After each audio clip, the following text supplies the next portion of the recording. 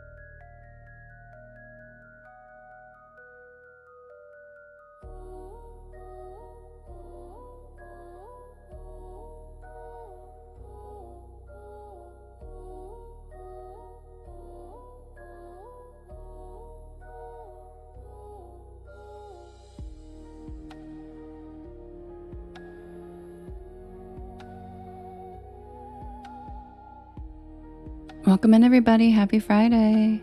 If you could do me a favor and hit that repost button and the share arrow, share it to your stories, share it with your friends. Happy Friday, Porch Pals.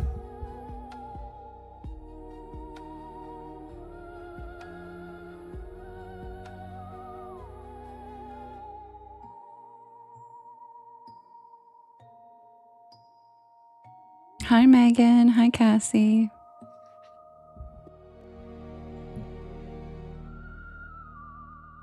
Hi, Lady Rose. Hi, Kim. Hi, Justin. Hi, Robin. Hi, Fiona. Welcome back.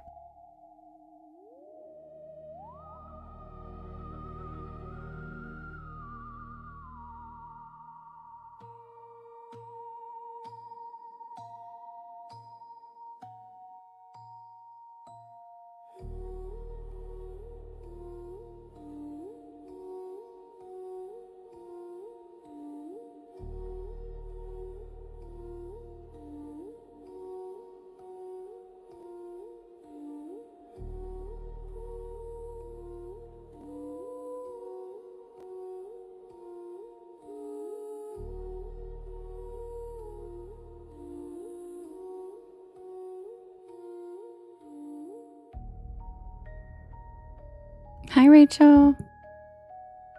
Hi, Finja. Welcome in, everybody. Hi, Rich. Hi, KJ. Hi, Freedom. Hi, Warrior Witch. Hi, JT. Hi, James. Welcome in, everybody. Happy Friday. I'm good, Mandy. How are you?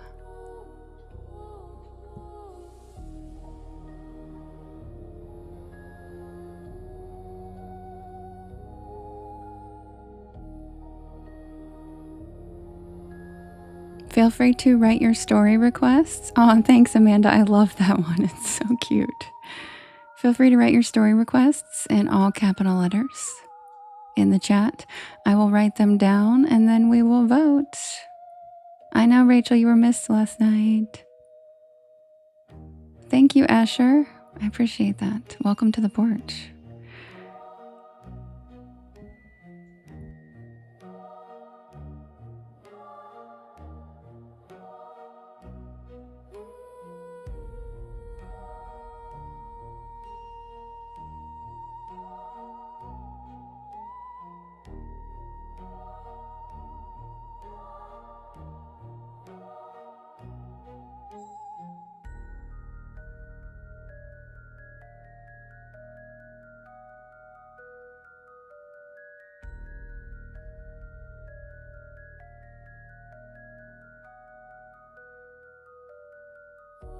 Hi, Tommy. My day's been good. How's yours been, Tommy?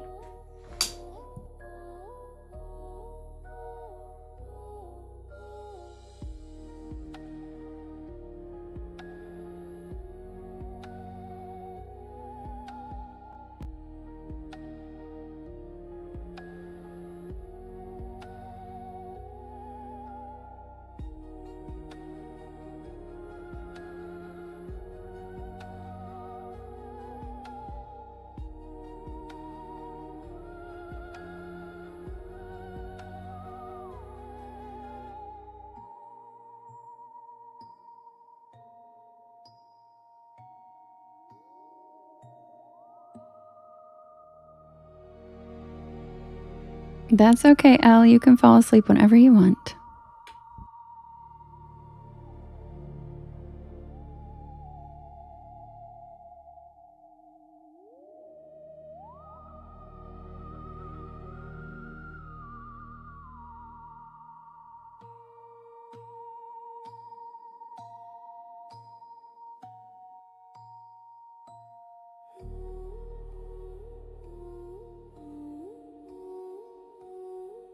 Don't worry, Thayla. We haven't even voted on the first story yet. I just started like 18 minutes ago. Feel free to write your story requests in all capital letters in the chat, and I will write them down.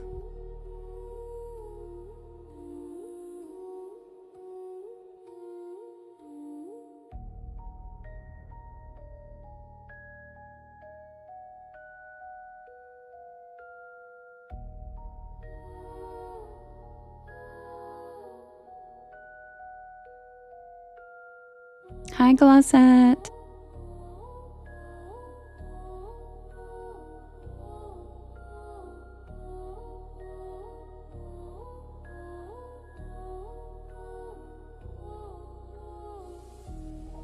Very funny, Tommy.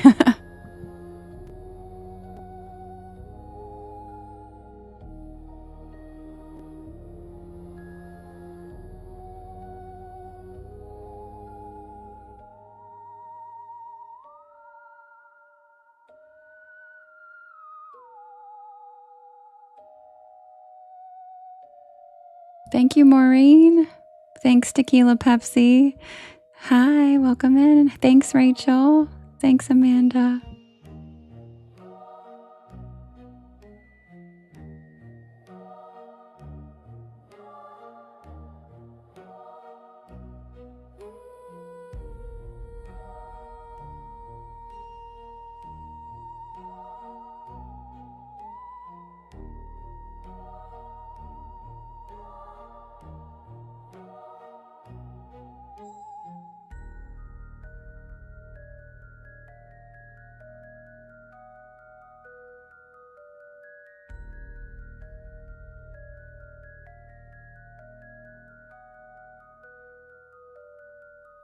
Stephen, is the Golden Cup from Maine an actual story? Because I've never heard of that.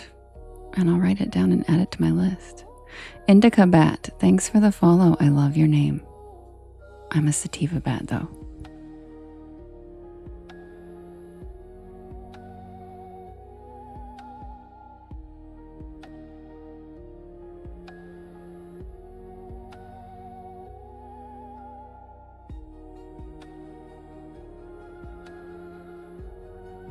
Hi, Wandering.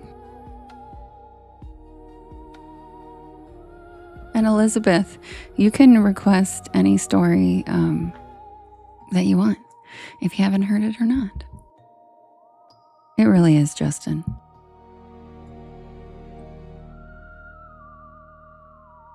Thank you, Rich, for the super populars. Oh, we got a corn.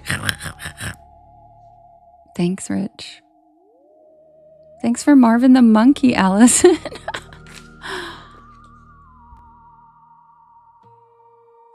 Welcome in, everybody. If you're new here, my name is Devin, and this is Porch Lore. And I tell spooky bedtime stories to help you relax your nervous system and fall asleep. Me too, Allison. They're so cute.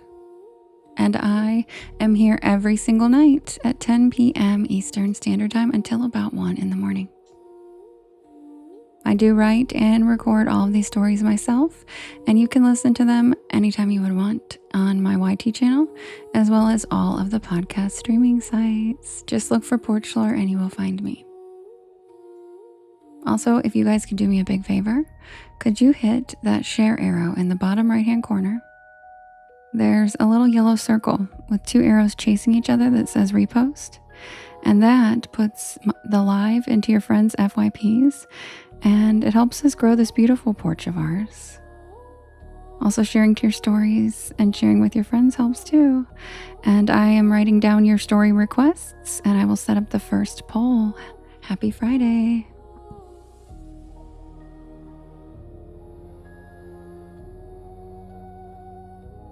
Thank you, Mama Saurus. That's so cute.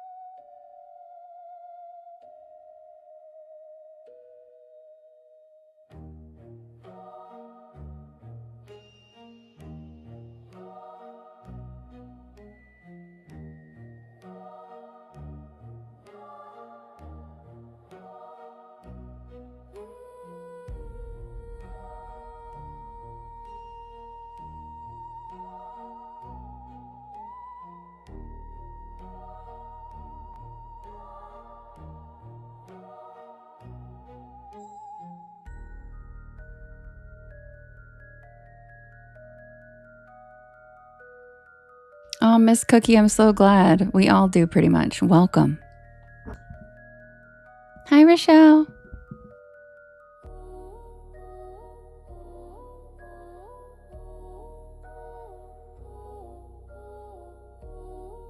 That was a good one, Rich.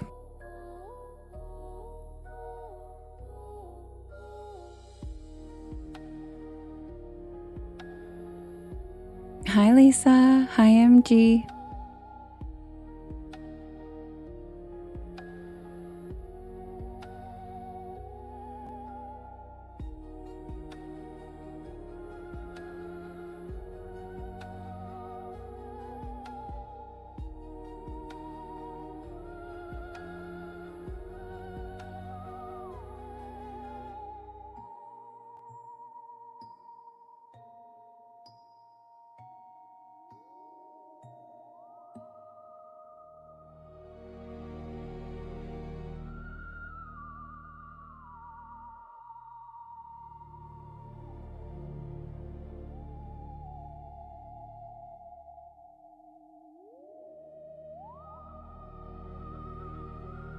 Hi, Angelfish.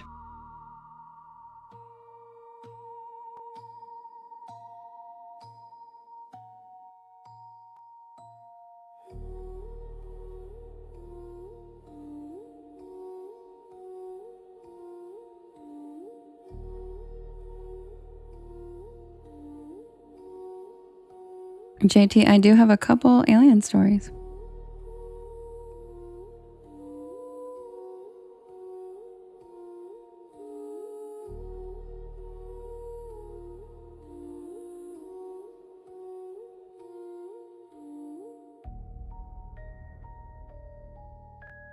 Hi, Jamie. Thank you, Angel Mom.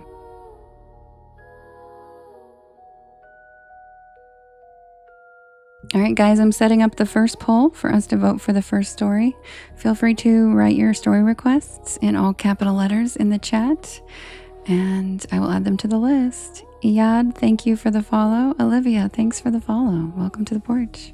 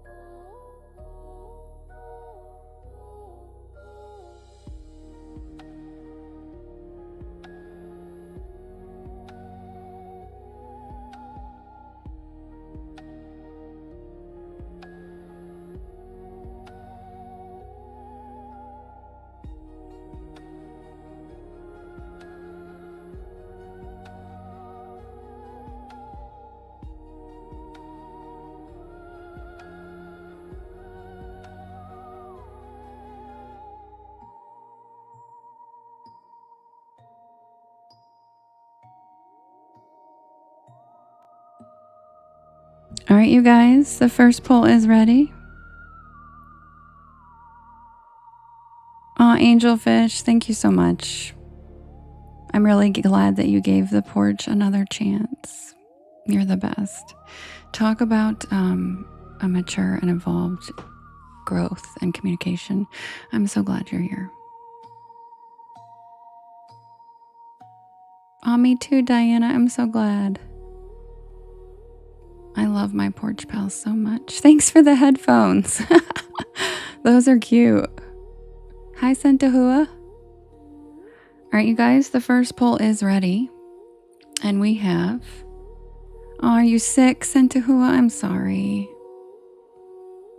I hope you feel better. Oh my goodness, Texas TK Bestie Boo, I'm so glad. And just do it for yourself even at first. Don't worry about anybody else judging it or reading it. Just do it for yourself. I'm so glad. That makes me so happy. Yeah, it changes sometimes, Jamie. It changes for certain campaigns. Like one time it was SpongeBob for the movie release, and like they were all little SpongeBob characters. So I don't really know what this one is, but it's always something for corporate marketing. Thanks, Santahua. I hope you feel better. Hi, Danny. All right, guys, the poll is ready, and we have The Flatwoods Monster, which is a alien UFO story. We have The Hitchhiker. We have The Old Lighthouse. We have Black Hollow. And we have Grandpa's Cabin. You can vote in the top left-hand corner. In the blue box, you can vote up to 50 times, and you can vote for more than one story. Who's it gonna be? Jamie. The Flatwoods Monster, The Hitchhiker, The Old Lighthouse, Black Hollow, and Grandpa's Cabin.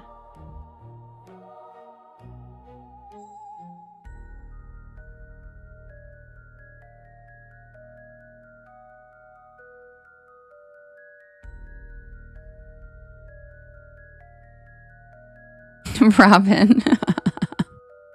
Hi, Sarah Beth. Welcome back.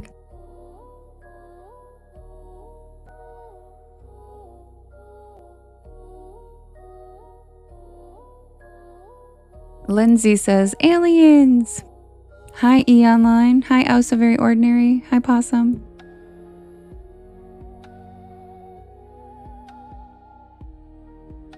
Good night, Jamie. Thanks for coming in to say hi. Love ya.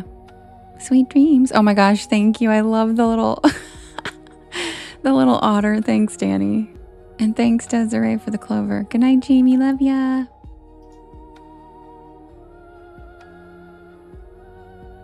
No, Lisa, the new one. Oh, I forgot to put the new one on this poll. Whoops. The new one is fairy trees. I'll put it on the next one. I usually put the new one on every poll for the week, but I forgot.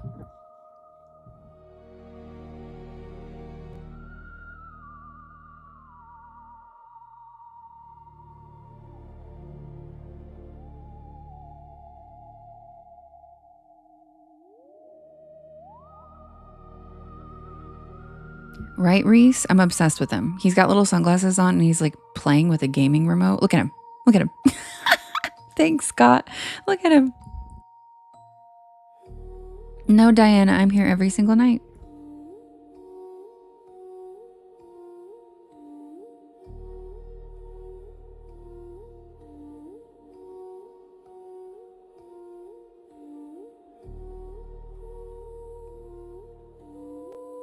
Oh yeah, Robin, do that whenever you think of it. All right, the winner is The Old Lighthouse. Buckle up, guys. Oh my God, thanks, Beefy. Look at him. The way he hits the remote is so cute. I can't stand it. Buckle up, guys. It is The Old Lighthouse. And this story stars my boyfriend Travis that all the porch pals hate. So if you're new and you see all the stuff in the chat about Travis, you'll know why. And if your name is Travis, just a fair warning, it's not about you, we promise. They just love to straight up clown Travis. So here comes the old lighthouse, also known as Let's Clown Travis. Be right back.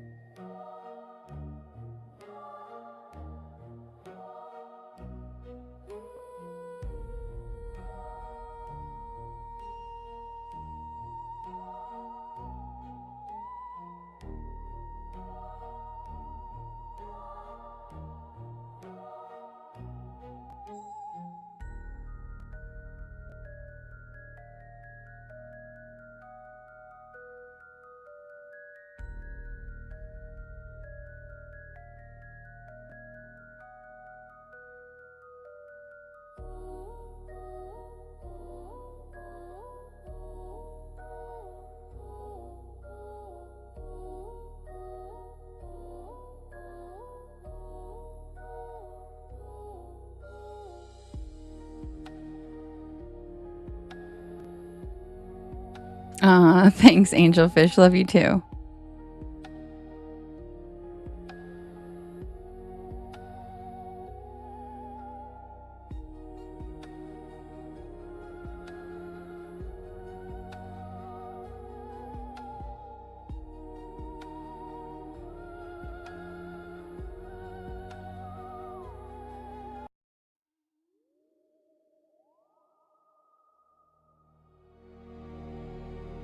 Thank you, Cannonball. Welcome in.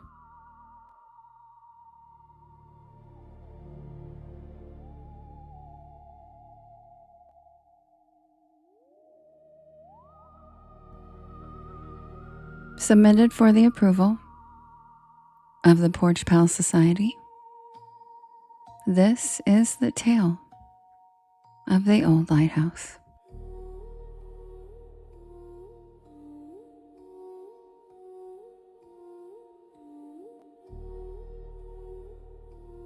Thank you, Reese. Thank you, Mama Saurus. Thanks, Desiree. Thanks, Janice. Thanks, Desiree. Thank you, Beefy.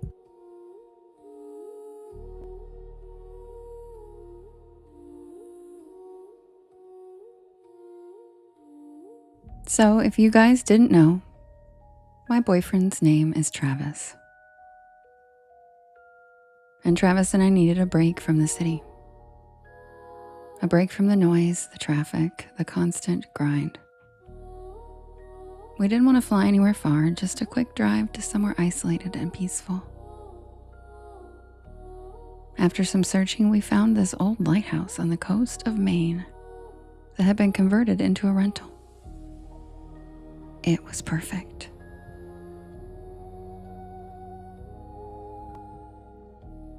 Secluded right on the edge of the ocean and surrounded by nothing but cliffs and waves. We booked it immediately.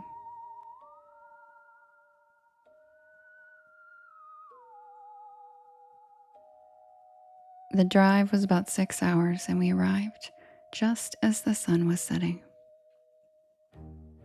The lighthouse was exactly as advertised, tall, white, and weathered by years of salt and wind. It stood on a jagged cliff with a narrow dirt path leading to it. The owner, an older man named Harold, met us at the door. He was friendly enough, but there was something about him.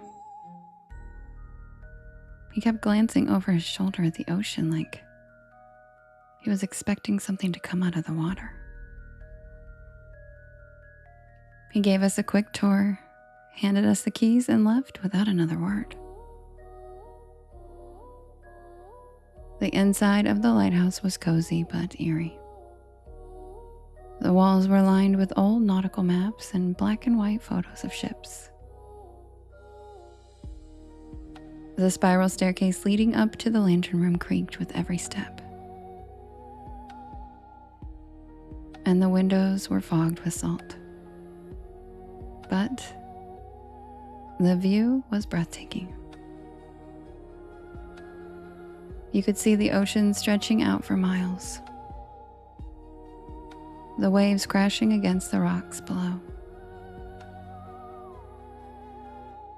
It was exactly what we needed.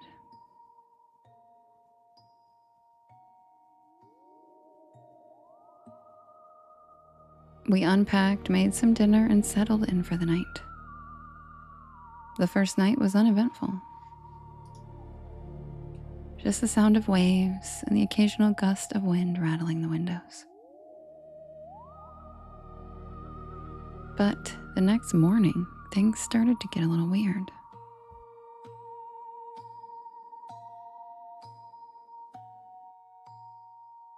Travis woke up before me. I am not a morning person. And so he decided to explore the lantern room at the top of the lighthouse. His frantic stomping down the stairs woke me up. He looked pale, and I asked him what was wrong, and he said that there was something up there. I laughed it off at first, thinking he was just messing with me, but he looked dead serious. He said he saw a shadow moving in the corner of the room, but then when he turned to look, there was nothing there. I didn't really think much of it at the time. Old buildings like this are full of creaks and shadows. But later that day, we decided to explore the area around the lighthouse. There was a small trail that led to the beach, and we thought it would be nice to take a walk. As we were walking, Travis pointed out something in the sand. Thank you, Rachel. It was a pair of footprints, small like a child's, but they were leading toward the water, not away from it. And they just stopped, like whoever made them had walked into the ocean and never come back.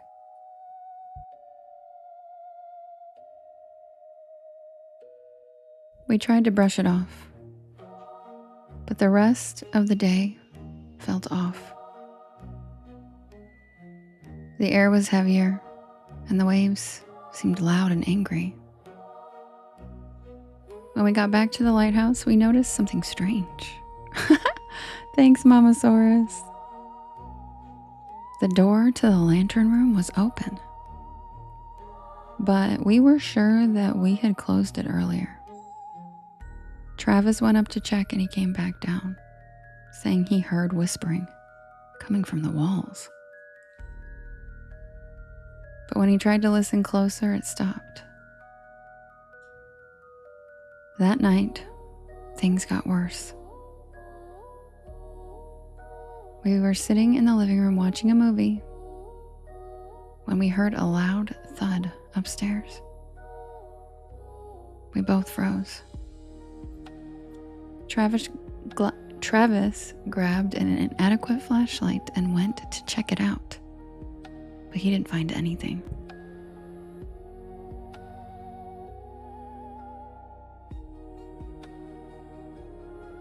When he came back down, he looked even more shaken. He said it was so cold up there, it felt like someone had opened a window, but all the windows were locked. We tried to go to bed early, but neither of us could sleep. Around 2 a.m., we heard it again. A loud thud, followed by the sound of footsteps on the spiral staircase. This time we both went to investigate.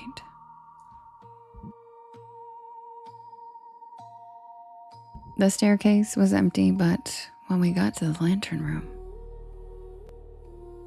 we saw something that made my blood run cold.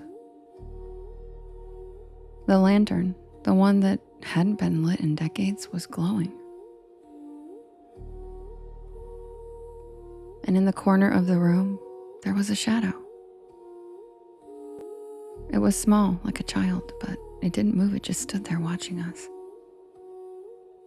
We ran back downstairs and locked ourselves in the bedroom. Travis wanted to leave right then, but it was pitch black outside. The nearest town was hours away. So we decided to wait until morning. Hi, Moon Goddess.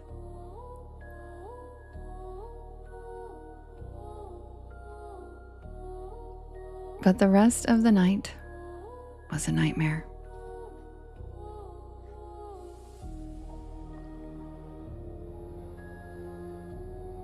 We heard footsteps pacing outside our door, and at one point the doorknob even started rattling.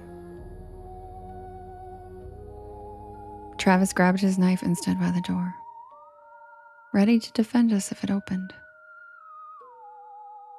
But it never did.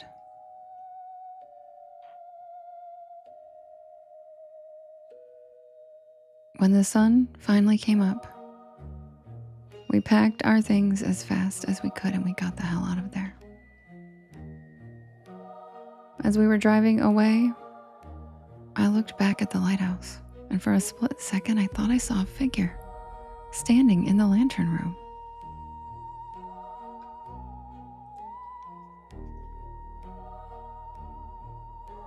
But when I blinked, it was gone.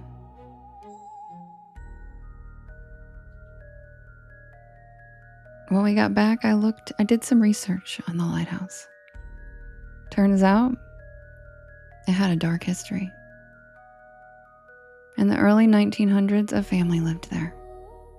A lighthouse keeper, his wife, and their young son. One night, during a storm, the wife and the son disappeared. The lighthouse keeper claimed they had been swept out to sea, but their bodies were never found. Thank you, Rachel. Some people believe he had killed them and hidden their bodies in the lighthouse. The lighthouse was abandoned for years after that, until Harold bought it and turned it into an Airbnb. Thanks, Cassie. I don't know what we experienced that weekend, but I'll never forget the feeling of being watched and the sight of that shadow in the lantern room.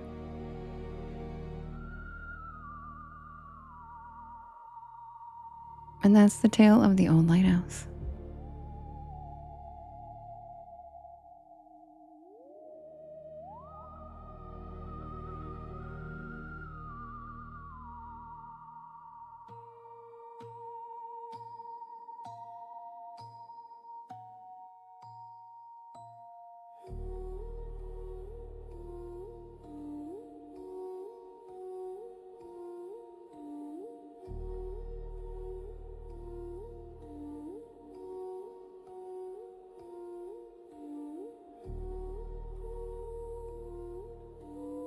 Welcome in, everybody.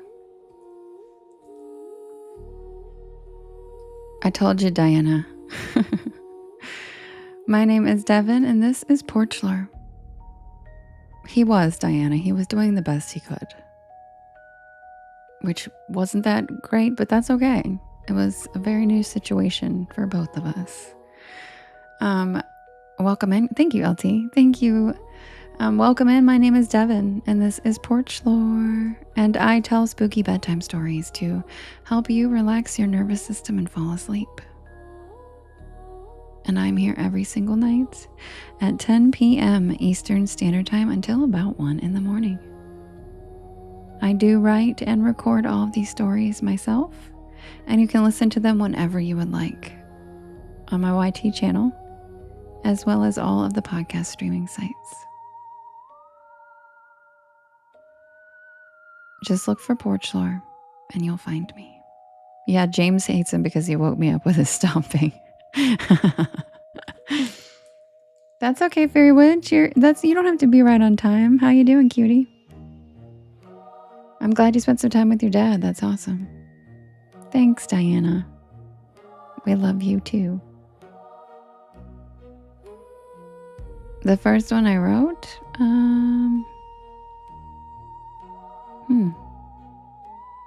That's a good question. I don't know. It really is rich, yeah. Justin. I think the first one I wrote was probably, I don't know, I'll have to go back and look. I think I wrote the Greenbrier Ghost first. Thank you, Cannonball. I appreciate that.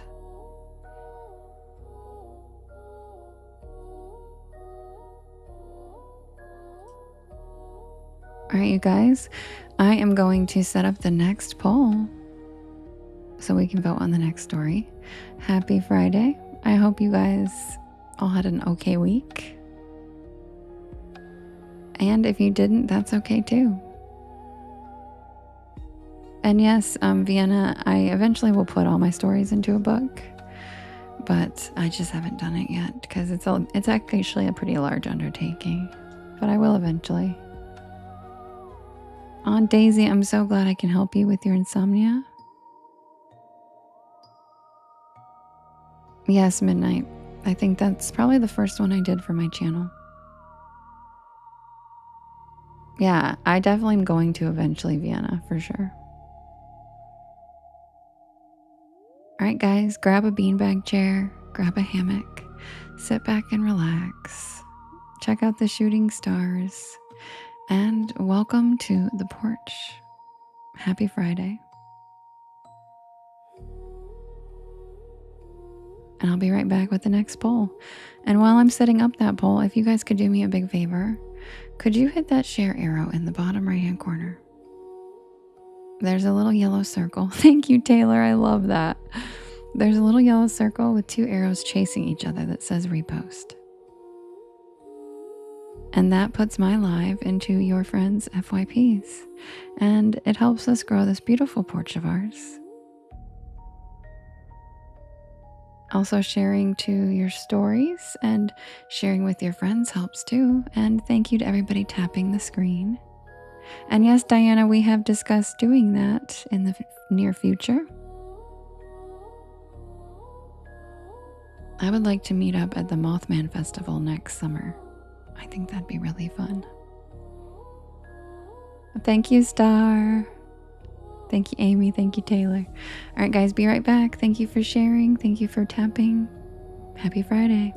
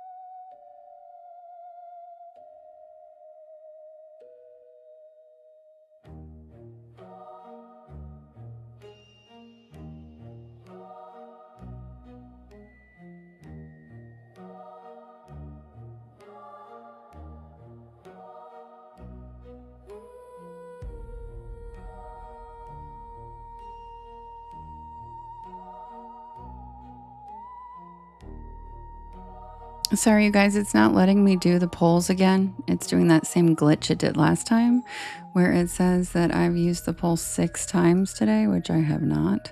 So give me a minute. I'm just going to try to reset it. Hold on.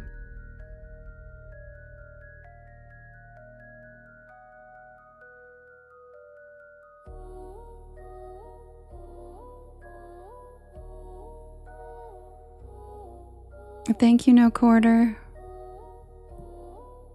Thank you, Steven.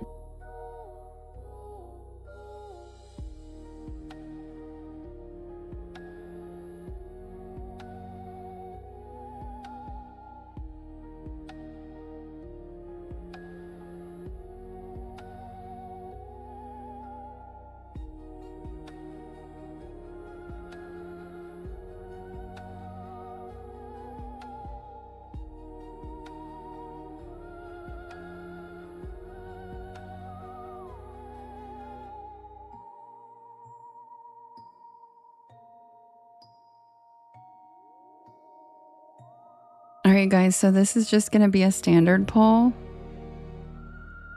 because it won't let me do the other one. Last time it did this glitch. Oh, wait. It just did it again. I was just going to say last time it did this glitch, the glitch just randomly disappeared, and it just did that again. So never mind. Give me 1 second.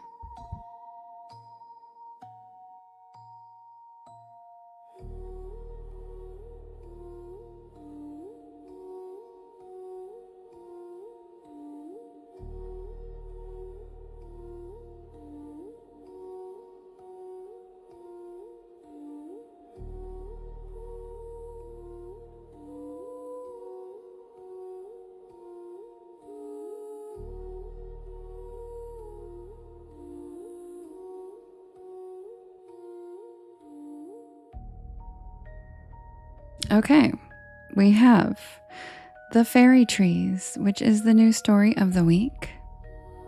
We have The Bell Witch. We have The Greenbrier Ghost. We have Poplar Creek. We have The Man in the Red Coat. And you can vote in the blue box in the top left-hand corner. And you can vote up to 50 times. And you can vote for more than one story. Who's it gonna be? We have Fairy Trees, The Bell Witch, and it is not the Bell Witch you think you know, Cannonball. It is a absolutely different one. It is the real history. We have the Fairy Trees, we have the Bell Witch, we have the Greenbrier Ghost, we have Poplar Creek, and we have the Man in the Red Coat. And Fairy Trees is the new story of the week.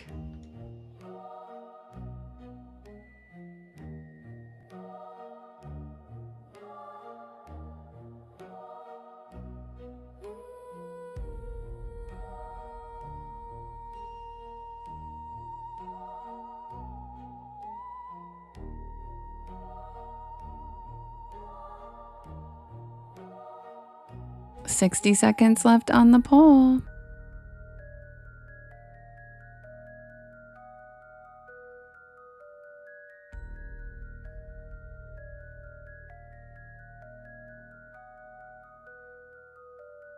Thank you, Heather.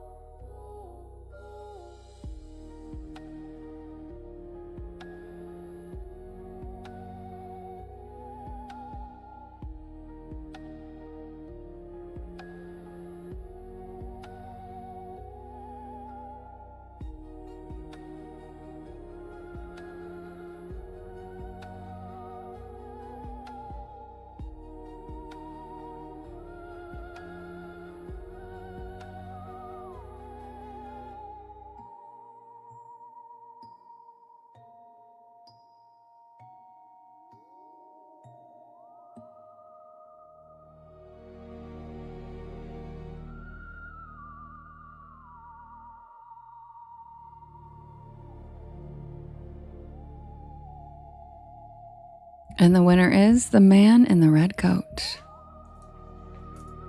Oh, that's cool, Robin. Cool. Oh, thank you, Nicole. Welcome in. I'm glad you love it here. You guys are so sweet. All right, you guys, I will be right back with the man in the red coat. Happy Friday. Grab a beanbag chair, grab a hammock, sit back and relax.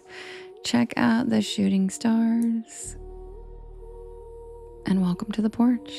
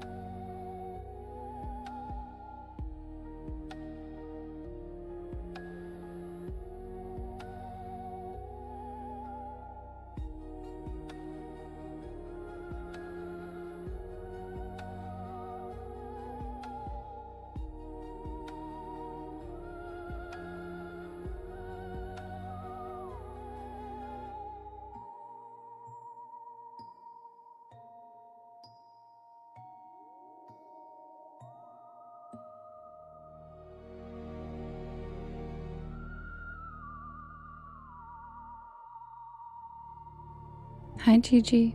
Thank you, Miss Cookie. Hi, Nate.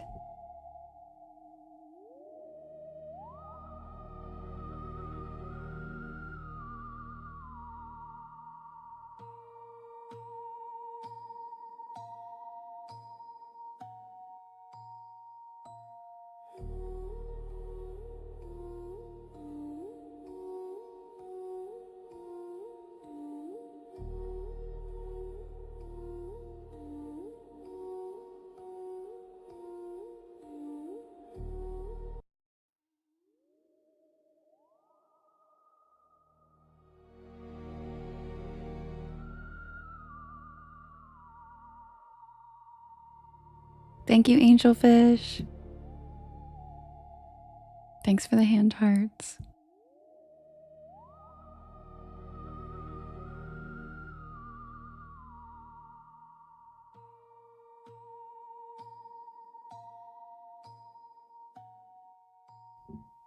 Submitted for the approval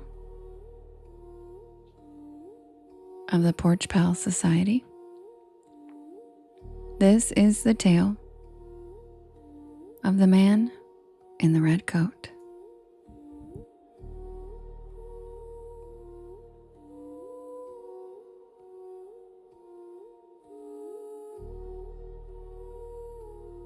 And thank you, Cannonball. I actually do know how to do graphic art too, so I add my own things to them. Like I always try to make them have a tone of green or purple. And I usually use my Apple Pencil and brush that in, like the way it's glowing around him. If you look, like I add that stuff in, but I do have AI help me for sure with the images, because the speed in which I can make them makes me able to get a story out every week. Thanks, Alessandra. Thank you, Cannonball. I appreciate it. Thanks, guys. Submitted for the approval of the Porch Pal Society. This is the tale of the man in the red coat.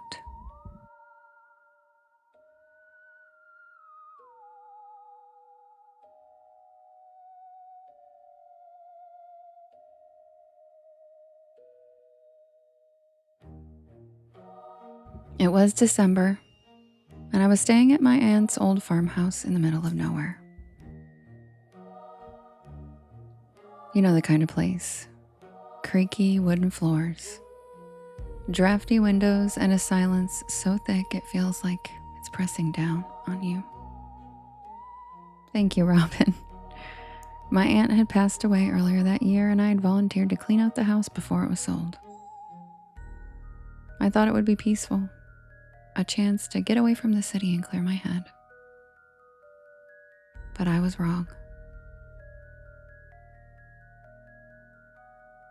The first few days were fine. The house was cold, but the fireplace worked, and I spent my days sorting through old photo albums and boxes of knickknacks. Thank you, Pittsburgh Penny. At night, I'd sit by the fire with a book, listening to the wind howl outside. It was lonely, but not scary. Not yet.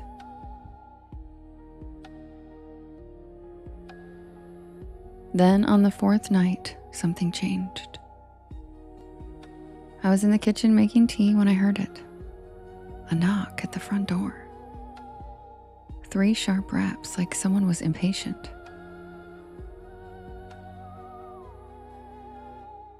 Thank you, Rachel. Thank you, Pittsburgh Penny. My heart skipped a beat. The house was miles from the nearest town, and it was past 10 p.m. Who the hell would be out there? Thank you, Rachel. Thank you. He's so cute. Look at his little tail, too. I crept to the door, and I peered through the people. And standing on the porch was a man in a long red coat. His face was pale, almost ghostly, and his eyes were too dark, like they didn't belong to his face. And he was smiling, but it was not a friendly smile. It was the kind of smile that made my stomach twist. I didn't open the door. I stood there frozen until he knocked again. This time it was louder and more insistent. Then I shouted for him to go away, my voice trembling. Then the knocking stopped. For a moment there was silence. Then I heard his voice, low and smooth, like oil sliding over glass. He said he just needed a little help, and that he was cold, and he asked if I would let him in. I didn't answer. I backed away from the door, my heart pounding. I grabbed my phone to call the police, but there was no signal, of course. The landline wasn't working either. I was completely cut off. I spent the rest of the night sitting in the living room, clutching a fireplace poker, staring at the door.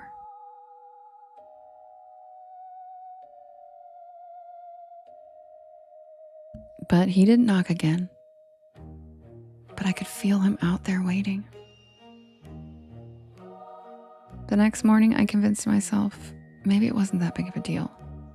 Maybe it was just a prank. When I opened the door, there were footprints in the snow leading up to the porch, but not away. What? I tried to shake it off and I told myself it was nothing. But that night, he came back. This time, I was in the living room, reading by the fire, when I heard the knock. 3 sharp raps, just like before. My blood turned ice and I grabbed the fire poker and I crept to the door. Through the people, I saw him again. The same pale face, same dark eyes, same red coat. He said he was cold and that he just needed a little help. His voice was soft and pleading, but there was something underneath it. Something that made my skin crawl. I shouted at him to leave, to go away. But he didn't move. He just stood there, smiling that awful grin. I didn't sleep that night. I sat by the fire staring at the door, waiting for him to break in, but he didn't. He just stood there all night, knocking every hour on the hour like clockwork.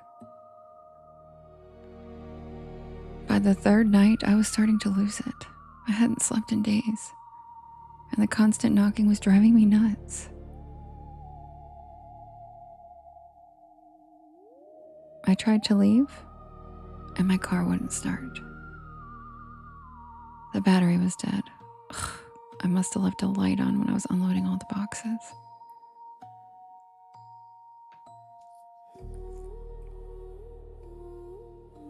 In the snow, it was too high and too deep for me to walk anywhere. I was trapped. That night, he didn't knock. Instead, I heard his voice coming from inside the house. He said, "I'm here." I spun around, my heart racing.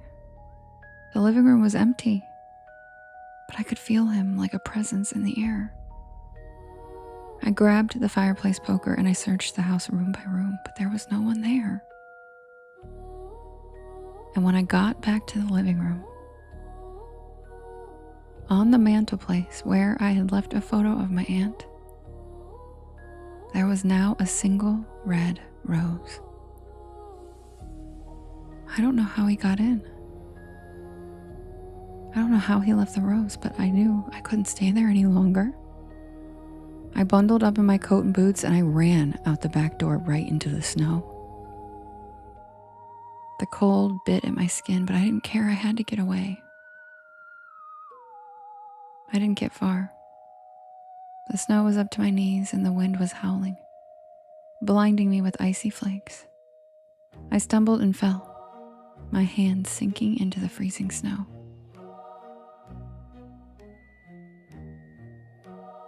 And that's when I heard it.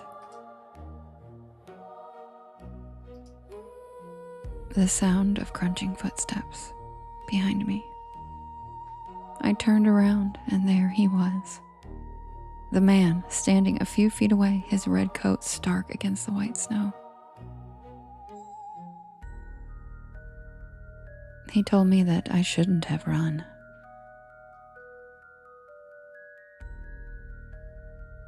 I scrambled to my feet and I ran again, but he was faster. He grabbed my arm, his grip like iron, and he pulled me close, his face just inches from mine. He said he just needed a little help. I don't know how I got away.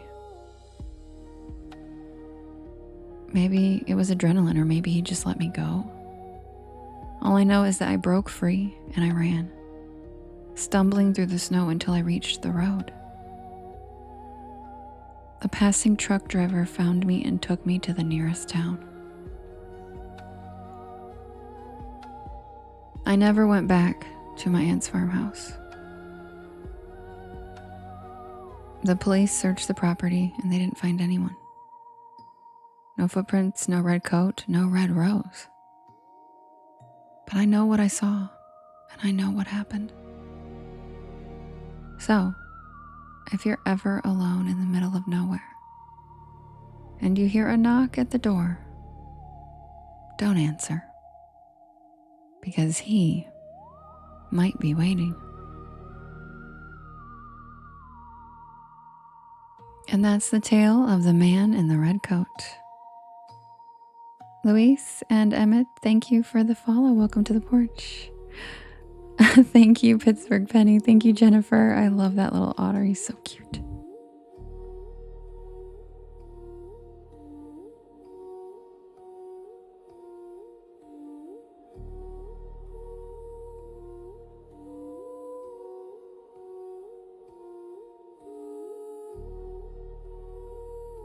Welcome in, everybody.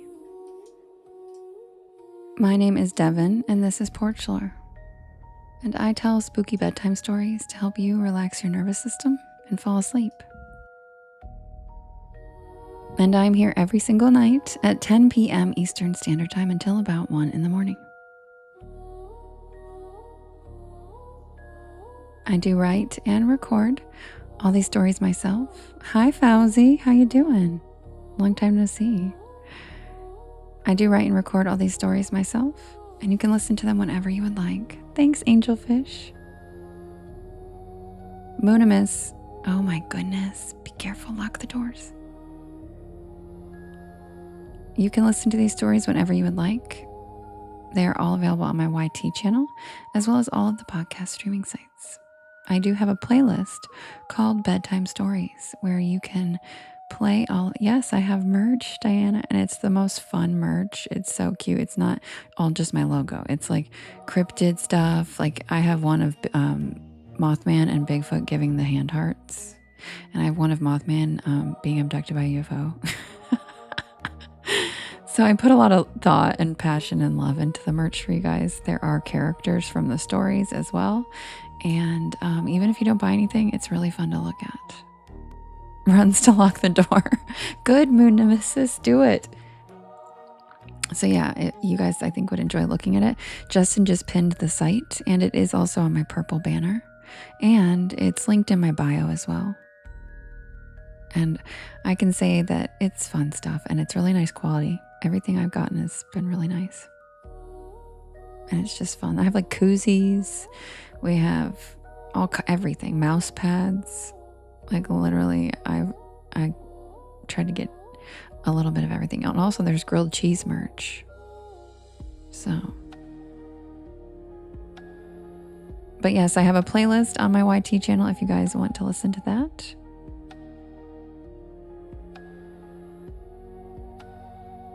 It'll help you fall asleep. You can hit like shuffle or play all, and you'll be out by like the second story. I also do have a playlist called the Unexplained series, which are not bedtime stories, but they still work as bedtime stories. And they're 30-minute stories, and they are about unexplained phenomenon that has been documented or reported. So check those out too. I'm very proud of those as well. You had me at grilled cheese. Okay, Elizabeth. What's not scary, Fauzi? Which one? Well, in Fauzi, I never claimed to be scary. I'm spooky. Yeah, Diana. Yep. True. Exactly. Like I have the case of the Flatwoods Monster in there. I have Tesla and his research that he did on quartz crystals. I have the Hope Diamond. Just anything that's like unexplained and weird. And I go through and I'm on camera and I explain it kind of like a documentary host or something. Like I explain the cool phenomenon. Does that make sense? And they're like 30-minute episodes. And I'm very proud of those. Thank you, Angelfish. I know, Justin. And there's grilled cheese shorts. There's grilled cheese PJs. There's a grilled cheese like t-shirt dress, or like a long giant t-shirt. It's so fun. Hi, Jackson. Hi, Lily. Nona, thank you for the follow. Welcome to the porch.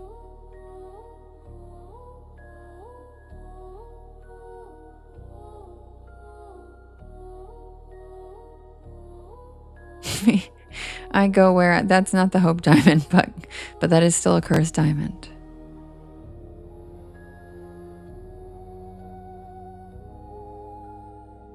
Oh yeah, Viola, you do. That's so funny. You totally do.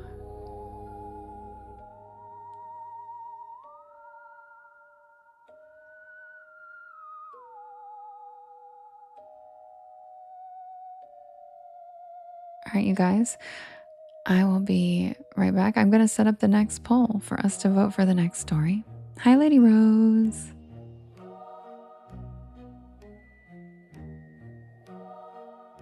Aw, Melly, I love that. And you know what? I don't have any kids, so it's my honor to read to you tired mamas, because that is the whole reason I started this, was because I felt like I actually loved Are You Afraid of the Dark and how they told the stories to us. And like, I just kind of wanted adults to have something like that where we can just hang out and relax together. Thanks, Amy. I put a lot of work into it, so thank you so much. I really put a lot of love into them.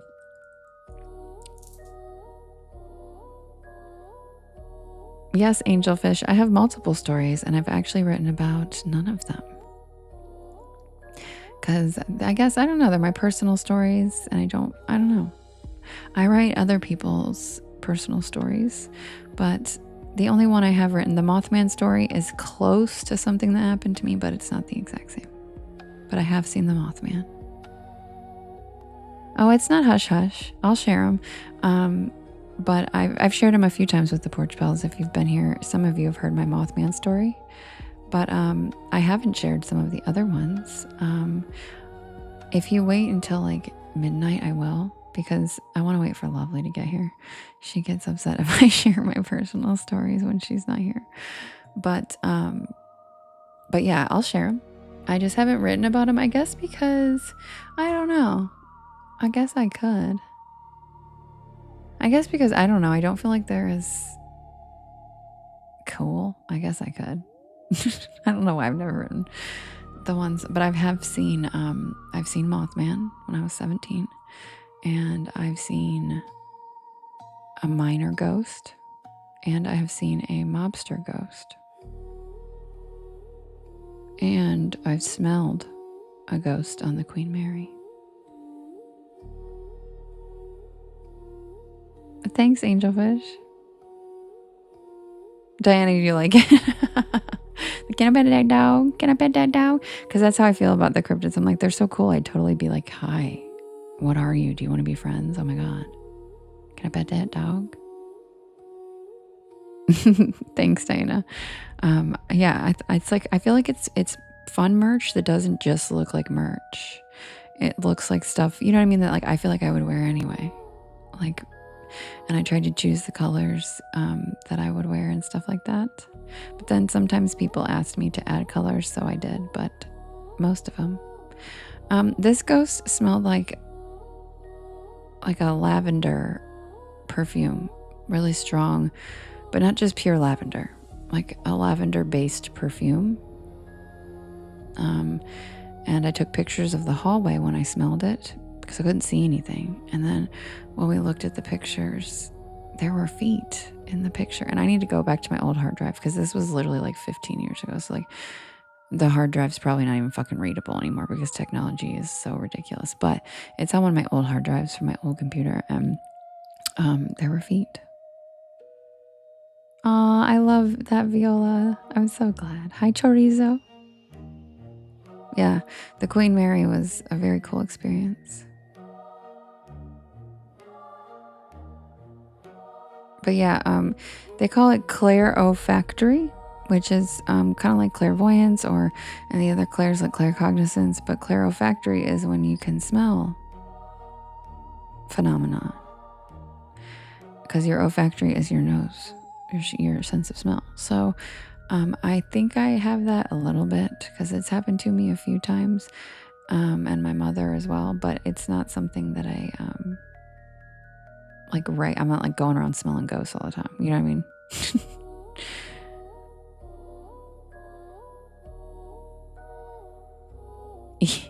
I go where, yeah, I don't think so.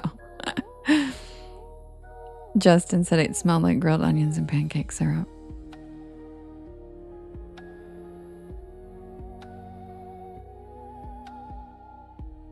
Hi, Ashley. Really, Lori? Yeah. And it's like, it doesn't happen all the time, but it's happened to me throughout my life.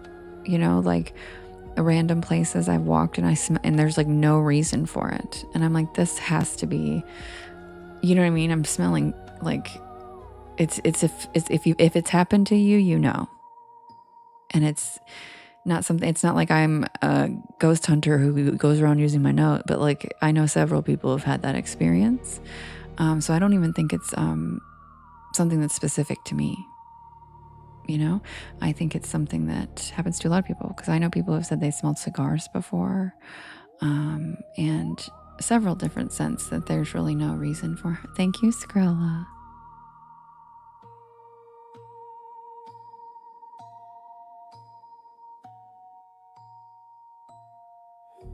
You can or you can't, Miss Cookie, because I can. Chorizo, no, like just the same way humans smell. They're humans.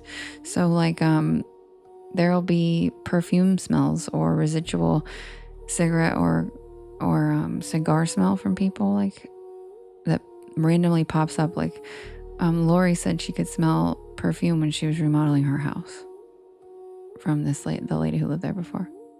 Yeah, exactly. And Mystic, I have smelled my grandmother before as well. And I know it was her perfume. And it was like I was outdoors. And there was literally no reason for me to just get this giant whiff of my grandmother's perfume. And it was just really random and cool. Hi, Madison. You've smelled your great uncle's pipe several times in your house. Yeah, see? Yep. And so they called that clarofactory. Cigarettes sometimes. And I think I have a brain tumor causing it or something. No, see?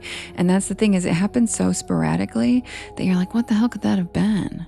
And then it'll happen again. But like that, I believe, is some type of connection with the other side. Whether it's residual smells or whether they are there. It's very cool. I'm not really sure, because I am actually not an expert on the other side, and I am not really like, that's not my go-to thing. I do find it fascinating, but as you guys know, I am much more into folklore and cryptids. I do like paranormal, but have I seen a ghost? Yes, Fauci, we were just talking about that. That's what brought this up. I have in fact. Yes, in real life. And both of them, I thought were real people at first. That's how clear they were. And the one still blows my mind to this day. And the other one, the only reason I figured out wasn't a real person is because of the setting I was in. And my sister being on the phone and talking me through the fact that there's no fucking way that was a real person. But the mobster one I saw, I followed him up the stairs because he was flirting. He like winked at me at the top of the stairs and motioned for me to follow him, and I sure did. And then he went around the corner because it was like an old saloon that they had turned into a club, and you'd go up the stairs, and it was 2 stories of stairs that wrap around. And my friend Taylor was with me, and she saw him too. Okay, so I'm like, let's go up there. And she was like, is there like a rooftop or something? I was like, yeah, I guess so. So we ran up there to follow him onto the roof, and we get onto the roof, and there's like 4 people up there smoking cigarettes and no one. And this dude was in like a fucking zoot suit. This dude was dressed fine as hell. And I was like, God, why is he dressed so well? And even Taylor was like, that's your man, girl. Look at him. He looks nuts. And I was like, I know. And he was so like 1930s, 40s looking, just so the vibe. And he was not there. And it was just a roof, and it was the smoking section. There were 4 people up there. But I bet you back then, whatever he was, but he gestured for me to follow him, and he looked like a real fucking person. And we followed him. And then when we turned the corner, he wasn't in the tops of the staircase. And she was like, damn, he must have run up there. And so we go up to the roof, and when we swing the door open, there's no one around. And it wasn't like a really large rooftop that he could have like twisted to another, like and hid or anything. It was just like a blank ass rooftop. And we were like, and then Taylor and I both just looked at each other, and she was like, what just happened? And I was like, I don't know. She's like, and then my friend Taylor goes, did he jump off the roof? I was like, Taylor, no. And then I wouldn't go look because I hate heights, but she went and looked and she said there was nobody. And we were like, what the fuck?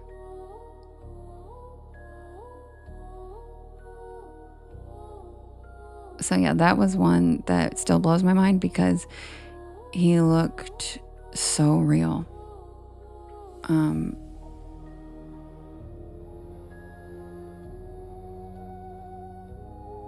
He looked so real that, like, you know what I mean? It was just like we were in a populated bar. Like there were lots of people everywhere. And then the other one I saw was a ghost miner.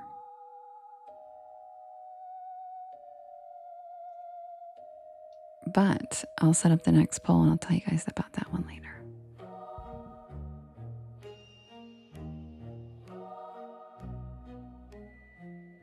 Skrilla. It was so long ago. It was so long ago, and I have a feeling that that guy is, his spirit's trapped at that bar. But you know what's crazy is, you guys, I did, because I was like, because in my mind, I just always imagined the history of like Denver, because it was very Wild West, like saloon. I lived like 2 blocks from Broadway, and if any of you guys are familiar with Denver, it's Broadway was like the main street in Denver back in the day. So all the buildings there are like legit old saloons and stuff. Yeah, Sherry, I do. Yep, I have a playlist called the Unexplained series, and I talk about all that stuff. And if you go to my YT channel, the Tesla with quartz story is pinned on the homepage. I don't have any about Queen Mary. Not yet, at least. But, so, it was, and so I was like, that's really weird. Why would it be a mobster? Like, because I guess I was just being like stereotypy, thinking in my head it would be a Wild West ghost or something. But then guess what? I did some research and I found out that once those western parts became more established, it wasn't that far after, because they weren't established till like the 1900s, a lot of those towns. So like, it wasn't that far after that, like, those were very desolate, not populated places where bandits hid out. And guess who were bandits? The mobsters. And so I found out when I did research that they all heavily frequented Denver. It was one of their hideouts, not only because of nobody living there yet, but also there were mountains and caves everywhere. So once I looked into it, there were actually a lot of mobsters in the mobster era that were hanging out in the Wild West, because we always associate them with like New York and Illinois. And I was like, but they hid out there a lot and let the heat die down, and then they'd go back, you know? And I was like, that makes a lot of sense, because I was like, why the hell would I be seeing a mobster in a Wild West saloon, you know? So I had no idea either, but it does make sense, I guess. But I never, oh my God, thank you, Robin, for the DJ classes.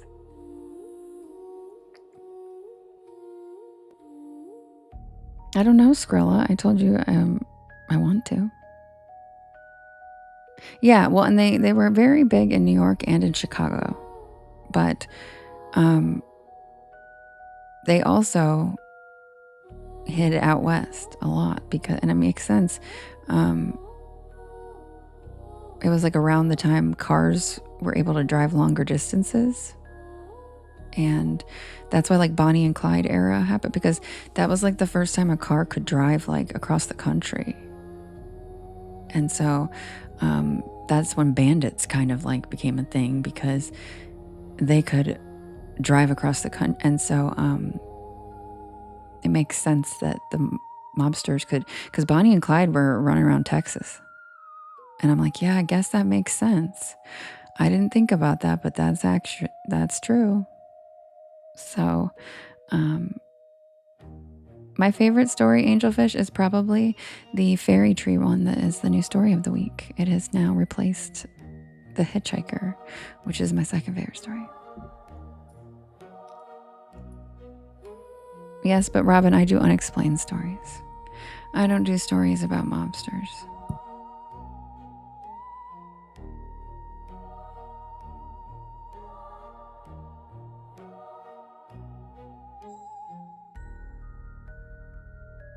Sherry, I never thought about it either until I saw a mobster ghost, and I lived in the out like on the street that used to be the original Denver, and it was in an old saloon that was turned into a bar. And I was like, why the hell would he be in this saloon? What?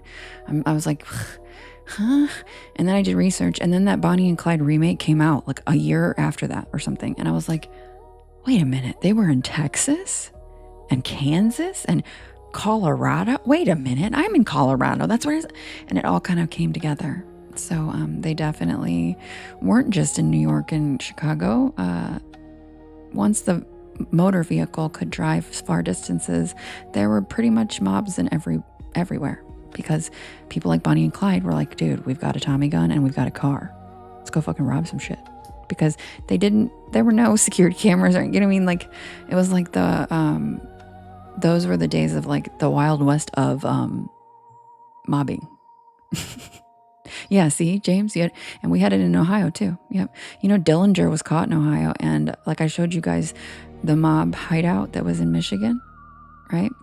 But that's because we're very close to Chicago. So that's not really that surprising. We're on a lake on the other side of Chicago. So but well, thank you, Archangelo. Anyway, I'll be right back. I'm going to set up the next poll.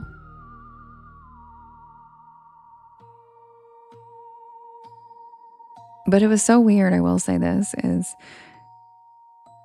he looked at me like he knew who I was. It was the most, I don't know, it was a charismatic, like it was like I knew him. It was the most bizarre shit. And I'm like, and I had a past life back then. I'm like, I swear to God, if I was a mob wife, that would, like, because that's not the memories I have are not of that, but like the memories I have are also of me when I was a little bit older I don't really remember the 30s that well. So I'm like, oh God, is that why I don't remember the 30s that well? Yeah, because see, James, I do say that. That's the first thing I thought of, James, back then was I thought of how I do say fizzy water. Like, give me my fizzy water. Where's my fizzy water? And I was like, oh my God. I have a lot of the weird things I say. I'm like, oh shit. And then my friend Taylor was like, you're being haunted by your mob husband. I was like, no, I'm not. But I never saw him again. So, but he did look at me like he knew me. Like, oh, hey, are you coming? You know, like, hurry up. It was very weird. Very, very weird.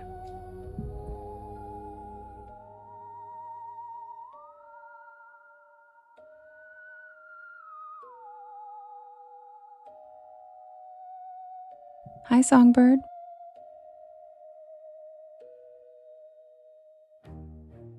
That's cool, Robert.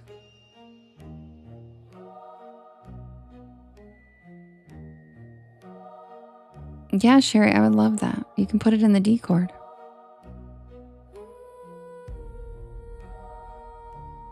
Cannonball, who doesn't like pretty girls?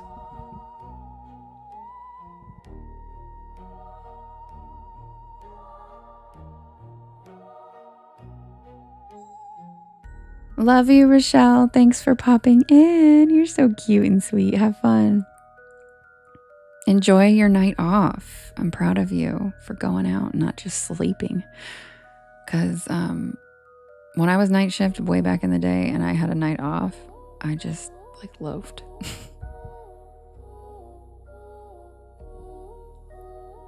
Well, Skrilla, you're in luck.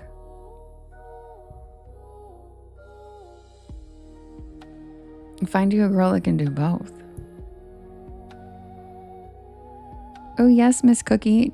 Justin, will you pin the Discord when you get a chance? I do, Skrilla. But she's really weird. Like, she's super weird.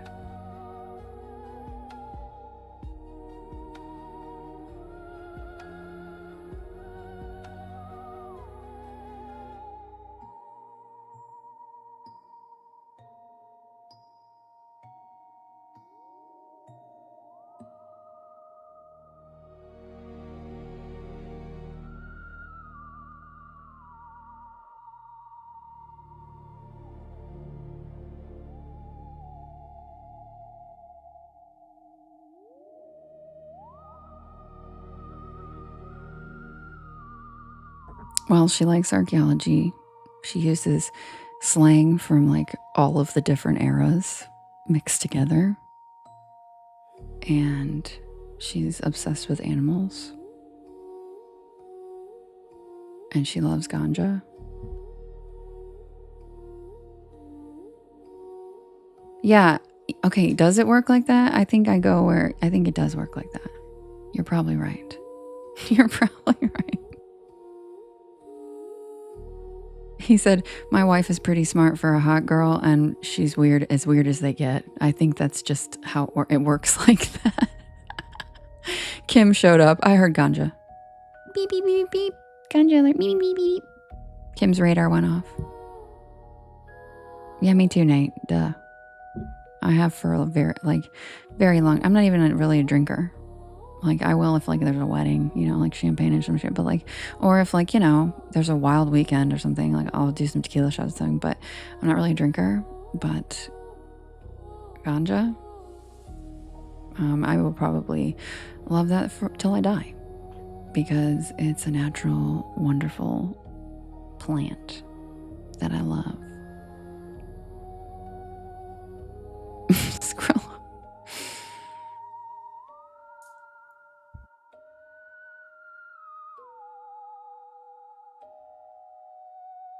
I actually only get drunk like that around people I trust because I've had to fend for myself for a large portion of my life, and I can't get that drunk around people that I don't trust unless I know that like they know me, they love me, they care about me, and they're going to make sure I get to my car. They're going to carry me home. They're going to give me a ride home. You know what I mean? Like they're not going to let some creep attack me. Do you know what I'm saying? So I actually, there's only certain people I feel like I get, I'm willing to get drunk around. Yeah. And Christina is one of them. She's not here right now, but there's a few people that otherwise I have always had to like take care of everybody else or take care of myself. So I rarely trust people to even be that loose or to be that like vulnerable. Does that make sense? To be that vulnerable. A monkey handcuffed back. What is that? I don't even know what that is. What's a monkey handcuffed backpack?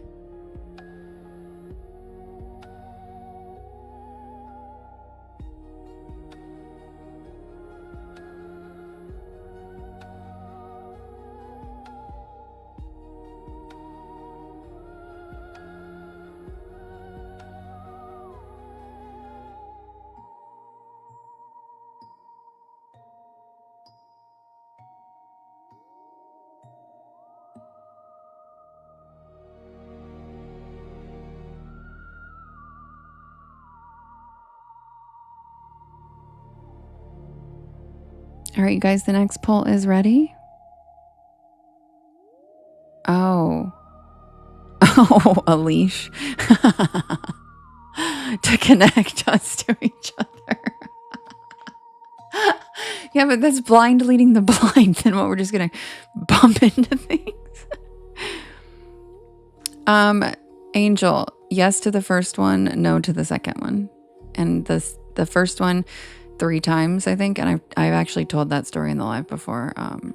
It was a wild ride, and I threw up in my boyfriend's mouth, and then he spit it out and picked me up and carried me to the bathroom like a fucking champ, and it was a whole thing. I thought I was driving on ice. It was the middle of summer.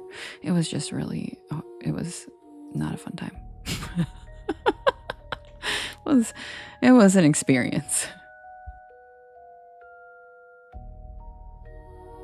All right, you guys, the next poll is ready. We have the fairy trees, which is the news story of the week. We have Highway 13. We have Poplar Creek. We have The Last American Vampire. And we have Black Hollow. You can vote in the top left-hand corner. There is a blue box.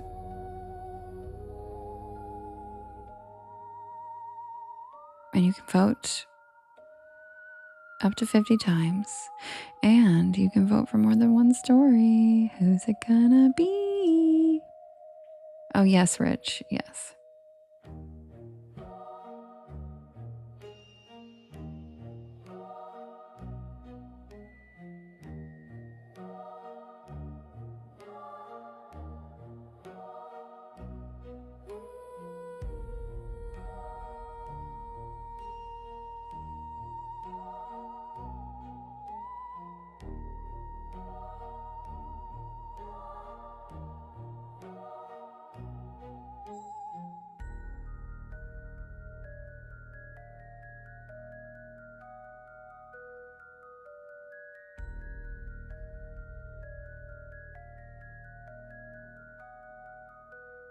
Really, Angelfish? Swipe out and come back in. Sometimes it was doing that to other people too. It's really annoying, but you still have 50 seconds. Swipe out and come back in.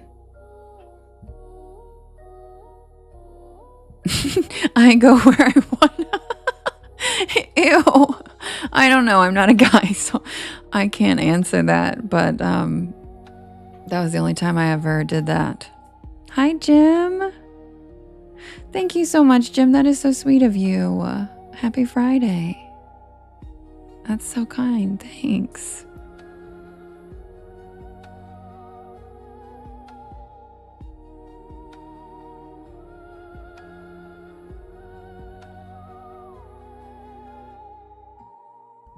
All right, guys, who's going to be the winner of the poll? Hi, Sherry.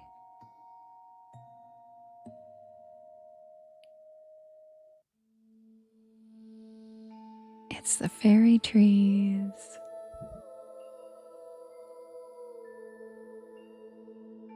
Thank you, Jenna. I love that otter. He is so cute. Thank you, Mary. I know, Robin. Nobody likes that one. Thanks, Angelfish. Hi, Venus. I know, Jenna. Isn't he adorable? He's so cute.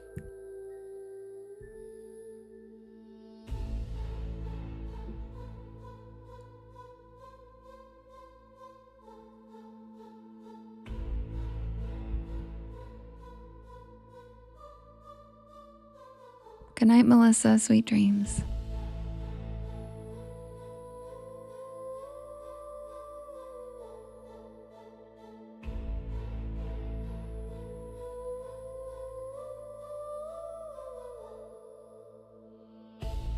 Thank you, Nate.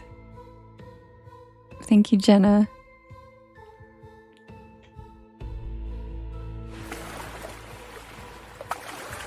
Oh my gosh, thank you, Eric. Eric, thank you for helping me with my gift gallery. Thank you so much. Thank you. Eric, thank you so much. I appreciate it. And those are so pretty. I love the splashing noise.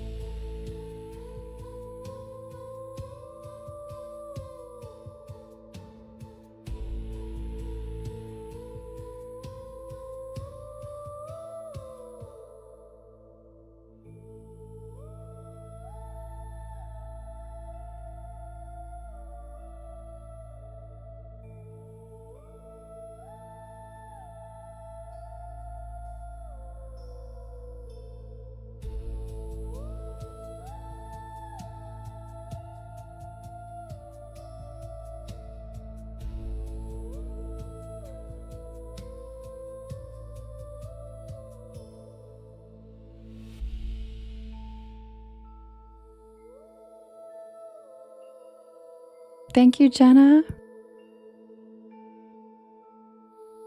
Hi, Barbles. How are you? Welcome in. Hi, Thay.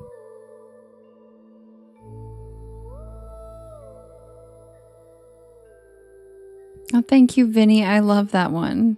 Thank you so much. I love that book.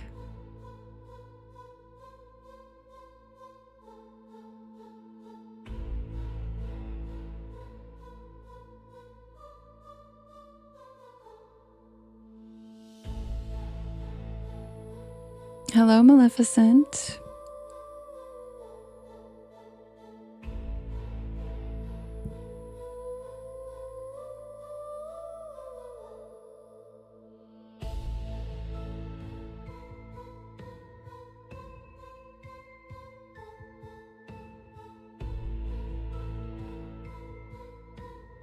Thank you, Jenna. Welcome back, Kim Possible. Long time no see.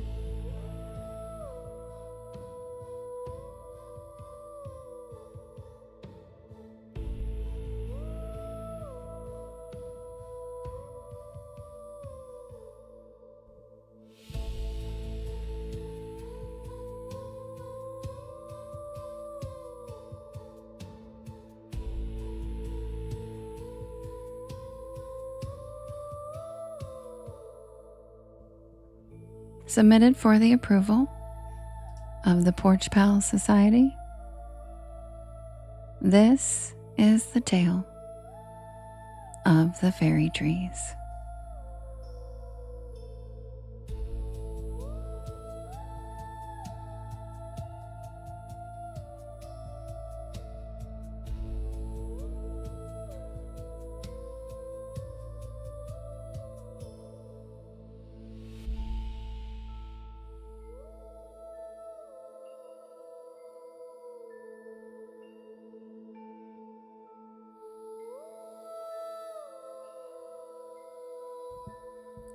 There are some places in the world where people will move mountains to build a road.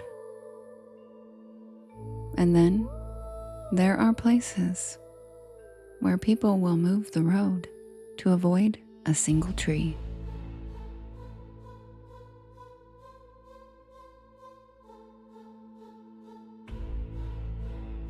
And not because of engineering, and not because of convenience, but because of something much older. Something whispered about for centuries. Something living between folklore and fear. The belief that some trees are not just trees. They are homes, doorways, places where the unseen world touches our own. For centuries across the forests and fields of Ireland, Scotland, England, and even parts of Appalachia, people have believed that some trees are simply not trees. They are something more. They are places where the human world touches something unseen, and they are known as fairy trees. Thay, I love that. I love that so much, Thay. And some of these trees were referred to as portal trees, living doorways that connect our world to hidden realms beyond our own. Today, many people pass these trees without a second thought. They see twisted branches, ancient trunks, and strange shapes created by centuries of wind and weather. But for generations before us, those same trees were treated with reverence, respect, and sometimes even fear. Because, according to old folklore, these trees belonged to the beings that lived just beyond human sight. The stories of the fairy trees began centuries ago at a time when people lived much closer to the natural world than we do now. They believed that the world was filled with unseen forces. Rivers had spirits, mountains had personalities, storms had moods, and certain places were sacred. And forests were not simply a collection of trees. They were places where the boundary between the known and the unknown became thin.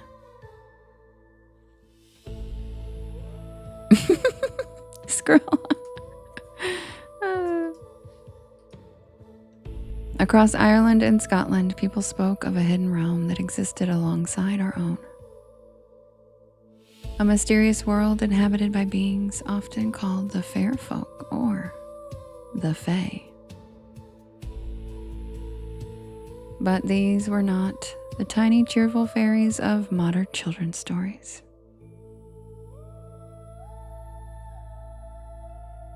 The Fae of ancient tradition were powerful elemental entities. The fair folk were called fair for a reason.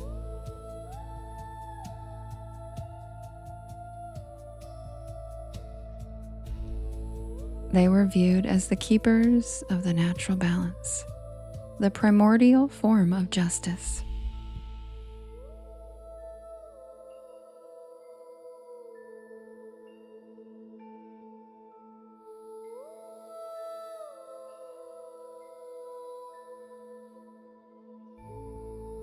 And they became angered when humans disrespected the natural world.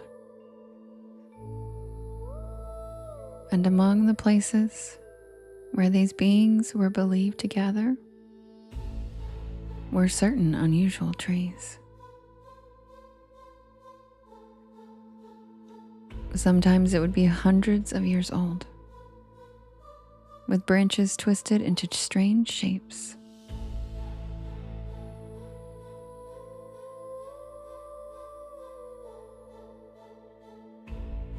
People would wonder why. Why had these trees survived when everything around it had changed? Why did storms not destroy it? Why did generations of people continue to leave it standing? The answer, according to folklore, was that the tree was protected. It was a home, a meeting place, a doorway, and it belonged to the fairies. Farmers would carefully plow around these trees rather than cut them down. Roads were redirected to avoid them. And according to folklore, certain trees could act as portals, doorways between the worlds. Hollow trees, twisted trees, trees with what appeared to have a doorway. Stories developed about people who entered these strange openings and experienced impossible things. Stories of people who disappeared for what seemed like only a minute, only to discover that hours, days, or even years had passed. The idea of lost time is one of the most common themes in fairy folklore. The belief was that the fairy realm did not follow the same rules as our world and that time behaved differently there. But perhaps one of the most fascinating traditions surrounding portal trees was their connection to healing. For centuries, people across parts of Britain, Europe, and Appalachia believed certain trees had the power to remove illness. One old practice involved passing a sick child through an opening or split in a tree. The belief was that the sickness would be left behind inside the tree while the child would emerge healed. The tree became a bridge between sickness and health, between the old ways and the new. Of all the warnings surrounding fairy trees, one became the most well-known. Never cut one down. Respect the trees, respect the land, respect the mysteries you do not understand. But fairy trees are not just a tradition from the distant past. They still exist today. Travel through parts of Ireland, Scotland, and Appalachia, and you will find trees decorated with ribbons, coins, flowers, and small offerings.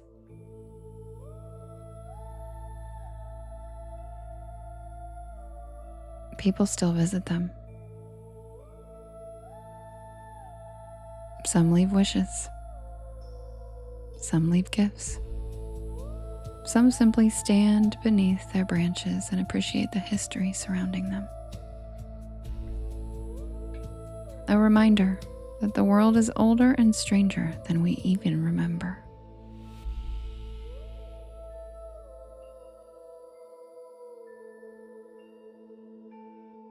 When you first hear about fairy trees, it's easy to assume they are just stories people tell children. Tiny creatures hiding beneath roots in magical forests. Old legends from a world no longer existing. Thank you, Deborah. Aw, thank you, Barbara. But the more I looked into it, the more I realized something strange. People didn't just tell stories about these trees. They changed their lives because of them. Across Ireland and parts of Scotland, certain lone hawthorn trees became surrounded by stories of the fair folk. And not the cute, harmless creatures from children's fairy tales. The older legends described something more complicated. The fairies are powerful, capable of blessing a person or ruining their life. They were not creatures you invited in. They were beings you respected. And above all else, you did not disturb their homes. That belief became so deeply rooted that farmers avoided cutting certain trees, even when the tree stood alone in the middle of valuable farmland. People would just plow around them. They would leave them untouched for generations, because removing one was believed to invite disaster. A sick child, a failed harvest, a streak of terrible luck. But what fascinated me most was what happened when our modern world collided with these stories. Because even today, roads are built around these special trees. Construction projects are rerouted. Machines are stopped. Plans are redesigned. All because someone looked at a single tree and decided, no, we're not cutting that one down. Perhaps the mystery of fairy trees was never only about whether supernatural beings truly lived among the branches. Perhaps the deeper mystery is why humans across so many cultures have always looked at certain trees and felt that they were special. Maybe it's because an ancient tree is already something magical.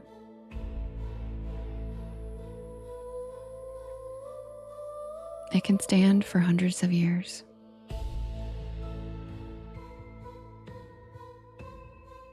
It can survive storms that destroy everything around it.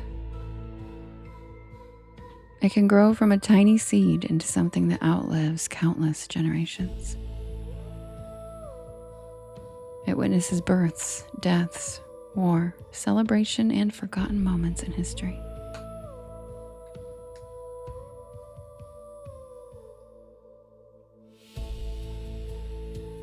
A tree can remember a world that no human alive today has ever seen. And trees are in fact vital to the survival of the human race. Maybe that's why in ancient times they were revered. And maybe that is why people believed some trees were doorways. Because standing beneath the branches of an ancient tree, feeling the vibration of the earth and the breeze on your skin, it's easy to imagine that there is more to this world than we can see with our eyes. That somewhere beyond the roots and leaves, hidden just beyond the edge of human understanding, there may still be places where the old stories are waiting. Places where the boundary between worlds grows thin. And perhaps, somewhere deep in the woods near you, there are still trees that are not just trees. They are reminders that the world still holds mysteries that we have yet to uncover. And that's the tale of the fairy trees. Hi, Gogo.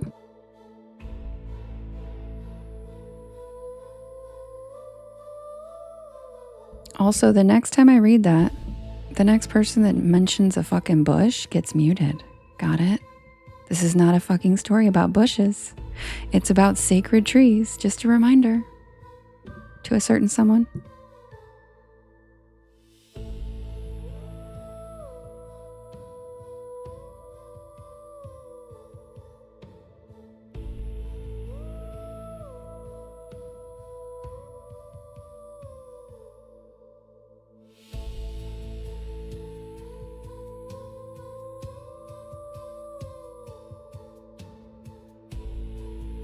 Thank you, AMG.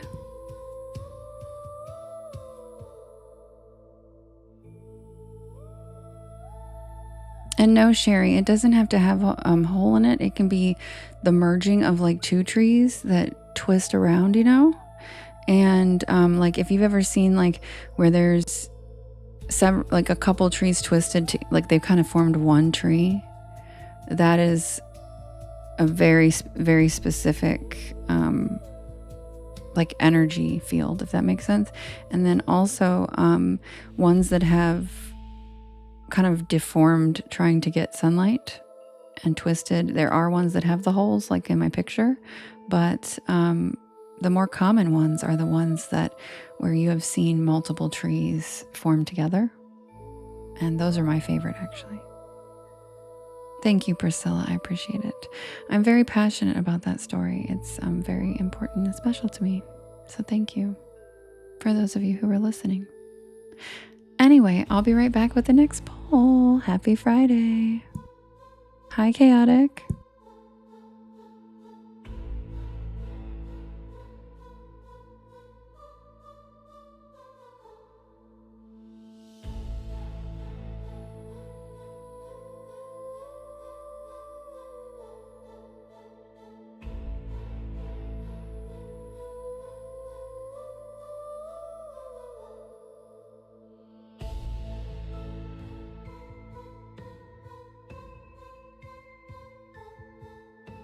I love that you have a hawthorn tree, though. That's so cool. That's so cool.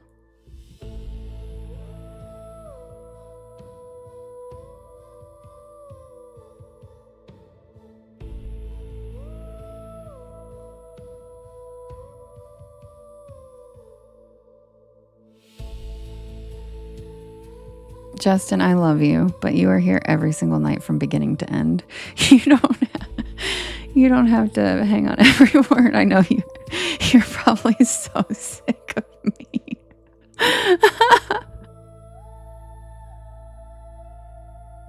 Angelfish, that one, the one I just read, is my favorite story I've ever written. I know, Justin, thank you. You're the best.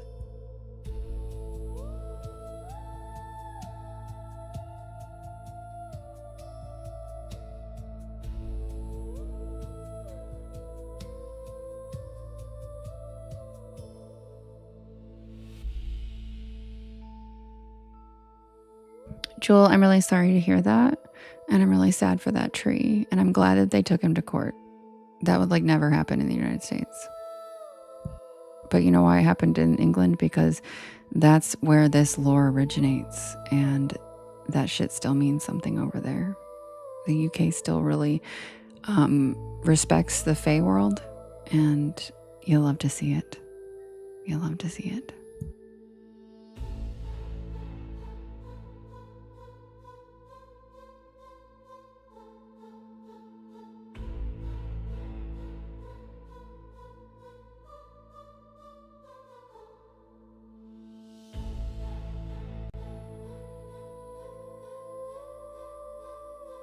Oh, thanks, Beefy. You're so sweet. Hi, Gabriel.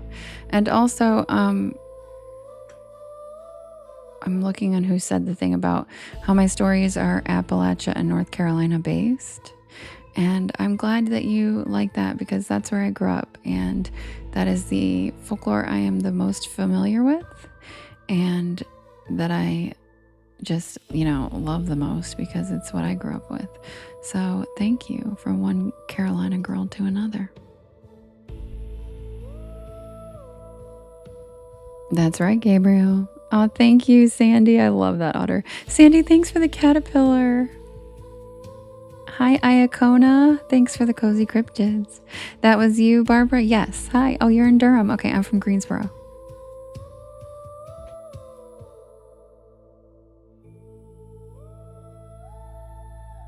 But I spent a lot of time in Boone.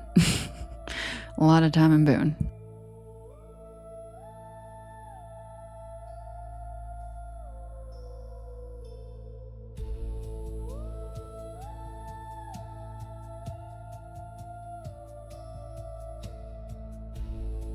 Really beefy? I highly recommend the Carolinas. I would move back there in a second.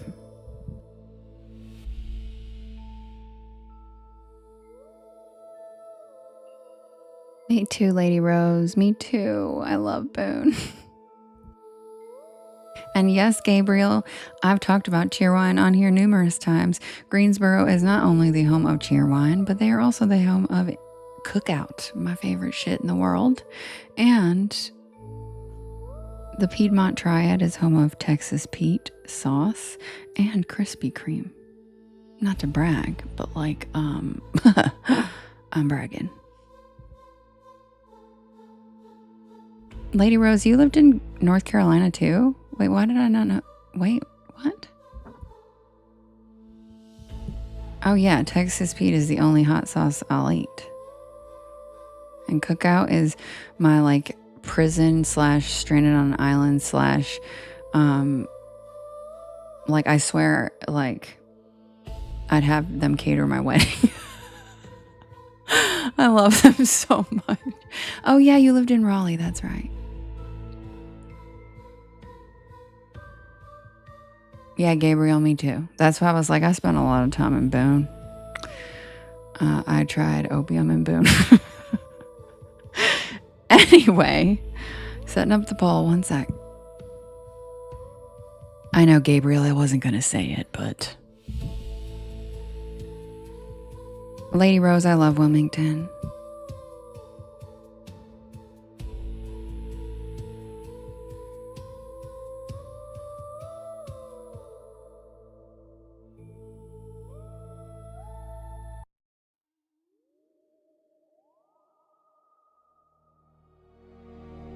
In my defense, Justin, I didn't know that's what it was at the time.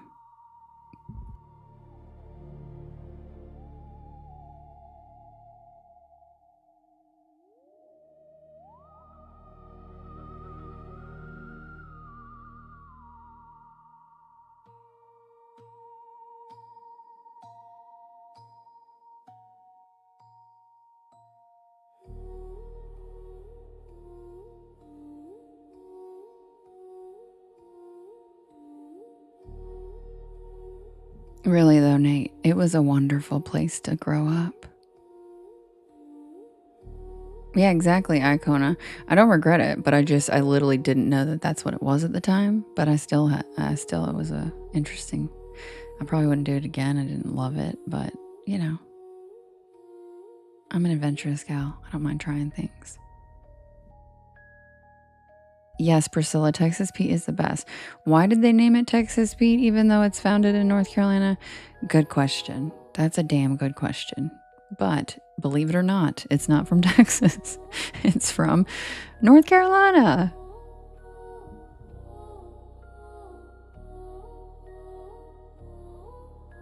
And don't even get me started on Carolina crab cakes. Whew, buddy. Whew. Justin, I don't know, probably some made up guy like Betty Crocker was made up. Rich, me too. Me too. Best on eggs. Yum. Gabriel, that makes a lot of sense.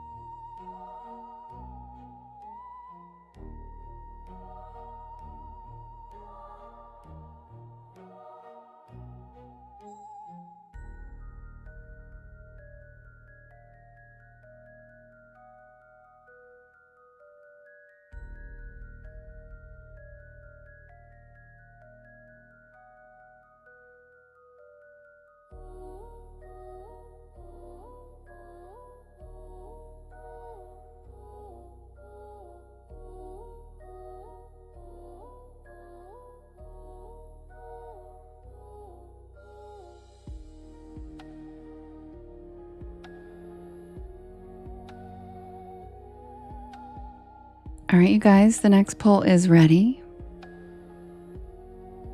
We have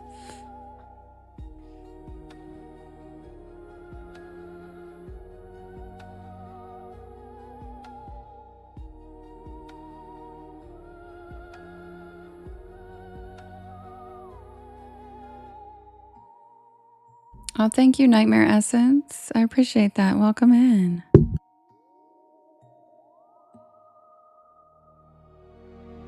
Yes, Gabriel, Captain Casket and I are from the same town, actually. We went to like rival high schools. Isn't that random? And I love Captain Casket. I miss him so much.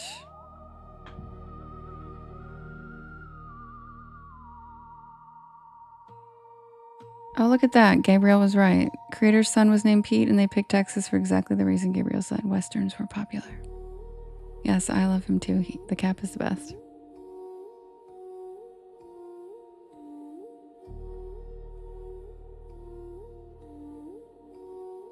Okay, you guys. The next poll is ready. We have, because of chatting about the Carolinas, I thought maybe we'd throw a few in here. So we have the Devil's Tramping Ground, which I'm sure all my Carolina folks recognize that tale. We also have the Carolina Creeper, which was requested tonight, so it works out well. We have Professor Hyde, the Snallygaster, and the Last American Vampire. So we got 2 Carolina stories and then a mix of a few others. You guys can vote in the top left-hand corner. There is a blue box. You can vote up to 50 times, and you can vote for more than one story. Who's it going to be, guys? The Devil's Tramping Ground, the Carolina Creeper, Professor Hyde, Snallygaster, and the Last American Vampire. Hi, bud.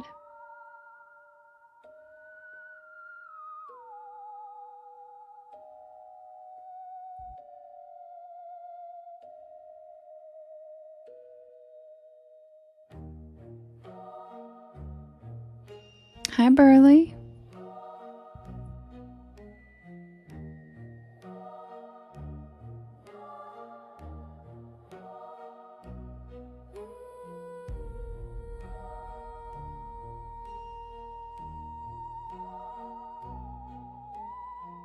Oh my God, really, Gabriel? I never heard that story.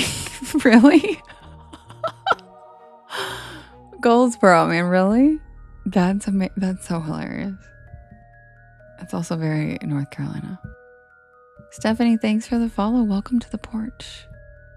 Also, if you guys could do me a big favor, if you could hit that share arrow in the bottom right-hand corner, there is a little yellow circle with 2 arrows chasing each other that says repost. And that puts my live into your friends' FYPs.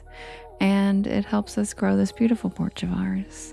Also, sharing to the stories and sharing with your friends helps too.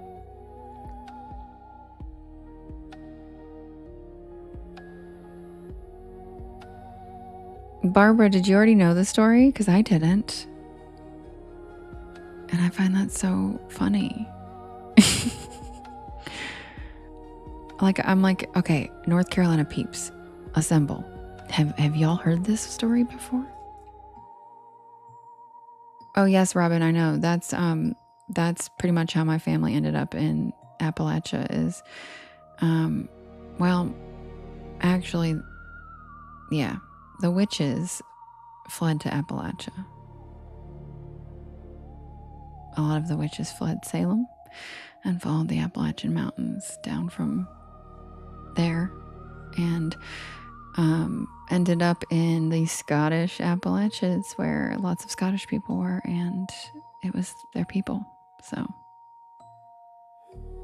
exactly, Nate, like the mobsters of Colorado. But the Cherokee, the eastern band of Cherokee, hid in the Appalachian Mountains, and so did the people during the Underground Railroad. The mountains have always been a safe haven, and my ancestors, who were actually the original people in Scotland, they hid in the Highlands from England but they ended up getting caught. But they hid in the Highlands, and the Highlands and the Appalachian Mountains used to be the same mountain range back when we were Pangea and Africa. All of those that was all one mountain range. So I find it really like a full circle that my ancestors who took refuge in the Highlands centuries later took refuge in the Appalachians, which was actually their same mountains. And back then they didn't even know it.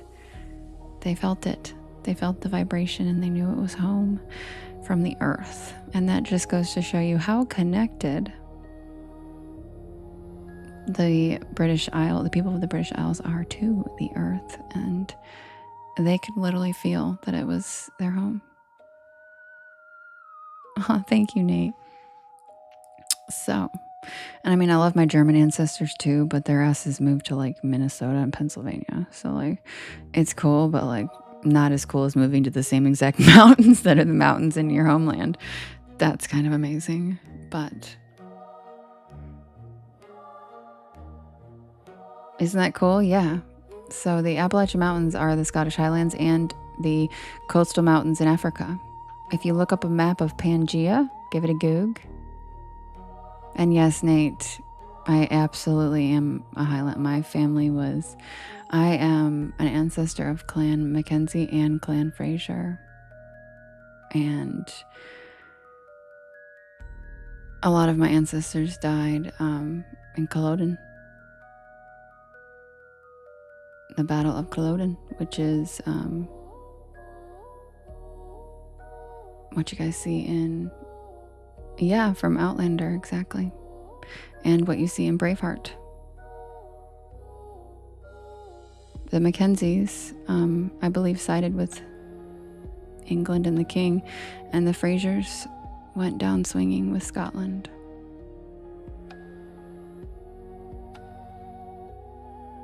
Yeah, and you know what's funny is I hadn't seen Outlander, and then I was telling people, like somebody about and they were like, what the fuck? And so then I watched it, and my ancestor is actually in a character in the show. My direct ancestor. He is, do you guys remember the son of Jamie, who was like a nerdy poet that wore glasses and he didn't want to fight? I can't even remember his name. But do you remember that? Like the son of, was he Jamie's son, or he was, right? He was somebody's son. And like he wore glasses and he liked to write poetry. And he was like nerdy. Simon. Yep, Simon. Bingo. There you go, Robin. That is my ancestor. Which also doesn't surprise me that he's a pacifist who just wanted to write poetry and do art.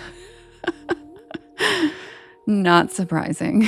But yeah. So obviously I'm related to all of them, but he's my direct, like that's the one where it's linked, like direct. Okay, he was the son of Simon. Okay. Yes. And then I also am linked to a couple other Frasers and Clan Mackenzie because they were in fact intertwined. And my ancestor on the Mackenzie side was the seer for the Clan Mackenzie. And there's documentation about it. Like they had a seer. He was like their clan witch, but it was a dude. And I'm like, dude, I even had male witches in my line. Oh.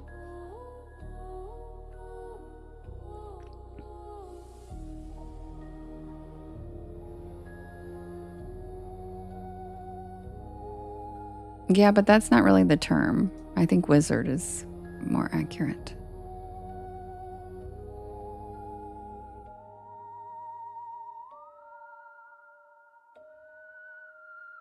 All right, you guys, the winner is Carolina Creeper. Really, Taryn? Yeah, they're from the Highlands.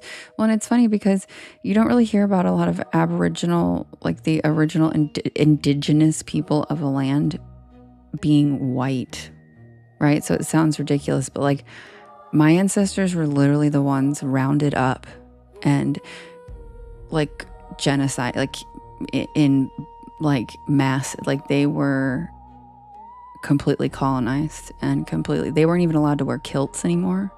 They weren't allowed to do any of their chants. They weren't allowed to do anything that was Scottish anymore, and anything that was a Highlander thing. So, as silly as it sounds, they were absolutely treated and abused just like colonizers have of everybody on every land. I think it's just one of the few instances where they were white, and the English didn't really have mercy for anybody. The English didn't give a fuck.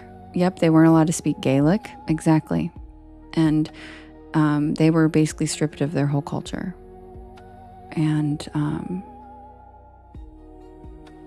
yeah, it was a really long time, like hundreds of years before kilts were allowed again. So yeah, so that's also, I think, part of the reason that I really empathize with marginalized groups and minorities and stuff, is because I know the history of my ancestors, and it was bleak as fuck. And it was really like half of my ancestors' line on the Fraser side was killed in Culloden, just trying to keep their land, just like the Native Americans here in Battle of Fallen Timbers. And so yes, much like the Acadians. Yep. And so yeah, so the Scottish stuff is very close and dear to me. All right, I'll be right back with Carolina Creeper.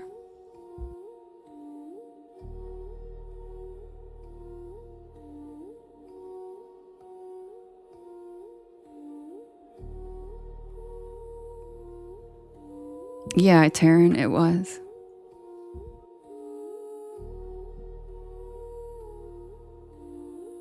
Simon's father was the last to be executed at the Tower of London.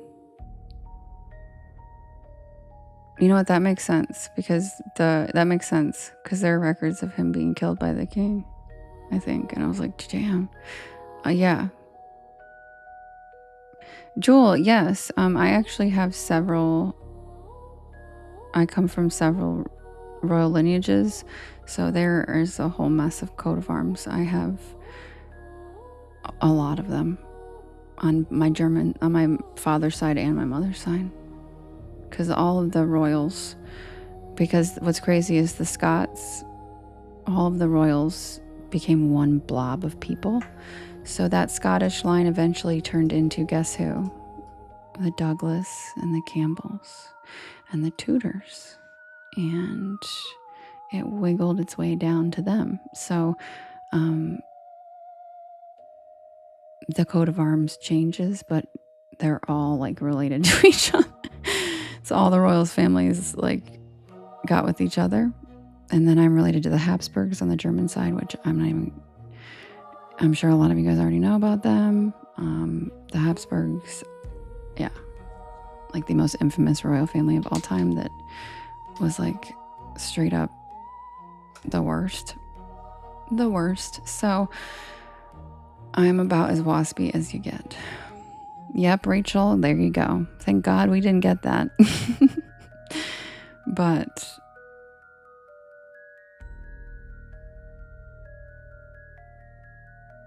yeah, Joel, it's really incredible. I've been researching my family tree for 6 years, and the stuff I've learned is like crazy.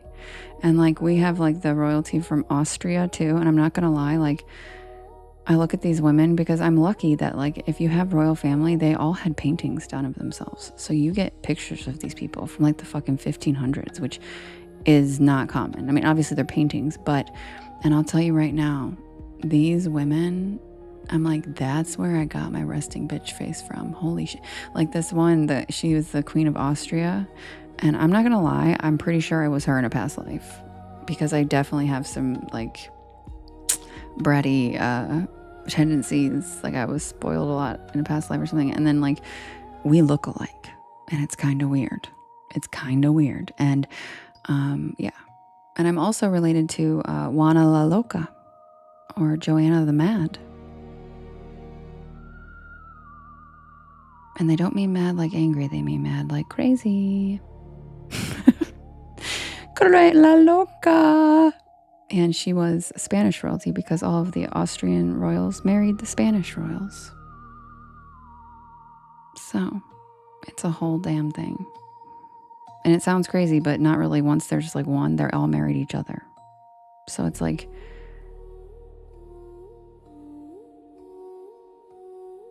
do you, Rachel? That's funny. Well, here's why she was mad, and I'll tell you guys the truth. It's very sad, actually. She was madly in love with her husband, which was very rare for royal marriages to actually be in love with each other. They were usually arranged. They usually hated each other. They usually it was for like a treaty, a treaty, or like for like global economy reasons. It was like arranged, and so they always had like mistresses and blah blah blah blah. Well, she actually loved her husband, and he actually loved her. They were madly in love with each other, and it was like very well known and unusual in the royal circles. And everyone was like goals, you know, they were like relationship goals, like they were legit in love. And it was so rare back then that it was just this really grand thing that everybody knew about. You know, everybody was like, man, I wish I had that kind of man. I wish I was in love with them. Like they were homies. And then he died. And she lost her mind. She fought like hell to save his life because he was ill. And then she ran away in the middle of the night with his corpse in her carriage and rode around the country for months, I think, a really, really alarming amount of time with his body because she refused to let him go. And that's where she got the name Joanna the Mad, was because when the love of her life died, she fell apart and nothing mattered ever again, and she lost her mind. And I'm pretty sure she unalived herself. But, so, if that's crazy, then that is the most romantic kind of fucking crazy I've ever heard in my life. And I'm like, girl, you okay?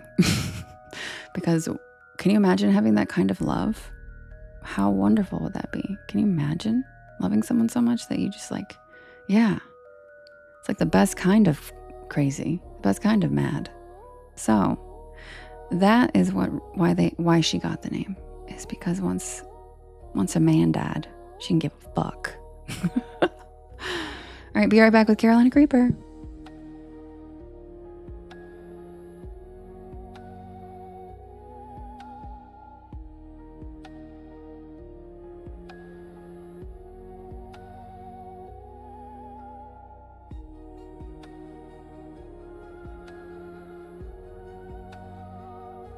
And they had to like, yes, she was Castilian. I'm related to the one that funded Columbus. All of the House of Aragon, which sounds ridiculous. But I am actually a direct descendant of the House of Aragon, the Castilian Spain.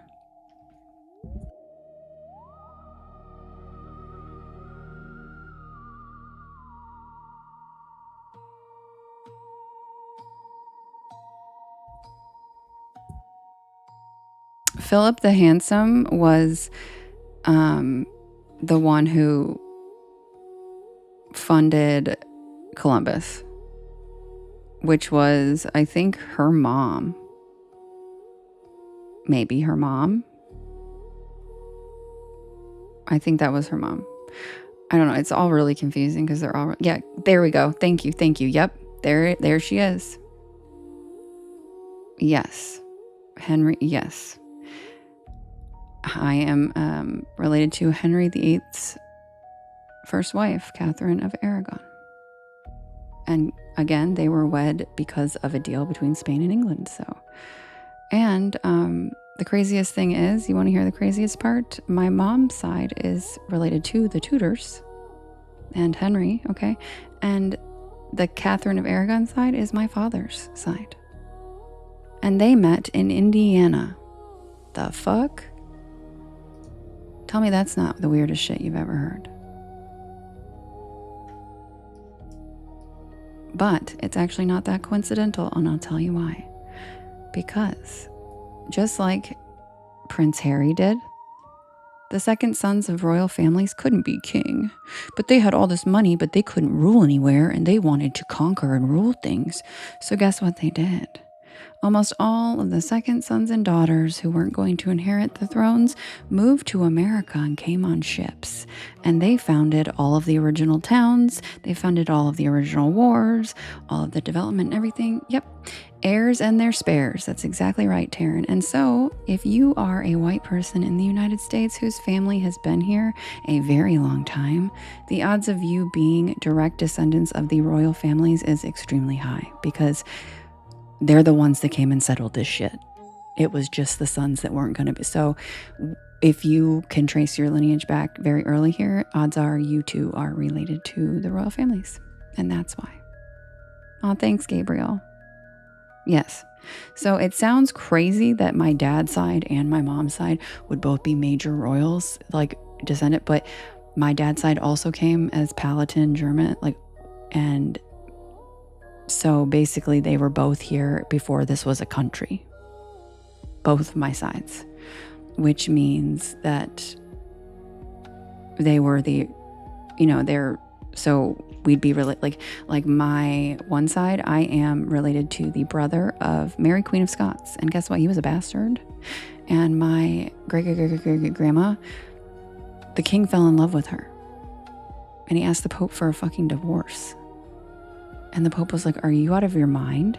And so then he said, fine, I'm going away to my summer home to be with her the rest of my life because I love her and whatever. And then they had a bastard child. And then he gave the son a title, the Earl of Moray. And then you guess what that asshole did? My relative, my ancestor. He locked Mary Queen of Scots up in a tower for half her fucking life. And then she ran away to Elizabeth to try to escape. And then Elizabeth beheaded her. Yep. So the guy that locked her up, yep, that's my ancestor. The bastard of the king and my grandma that he loved. Like, what the fuck? So I'll tell you what, one of the best investments of my life was an ancestry membership, because in the last 6 years, blew my mind. Blew my mind. Anyway, be right back with Caroline Creeper.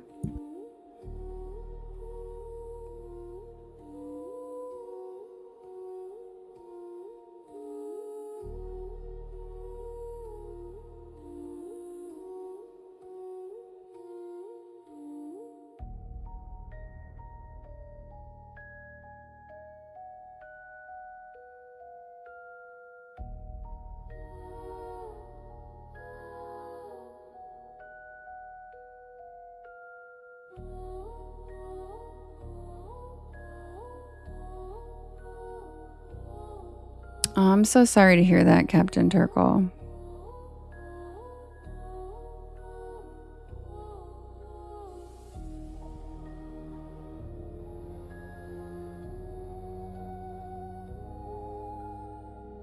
Wow, Rachel, that's amazing.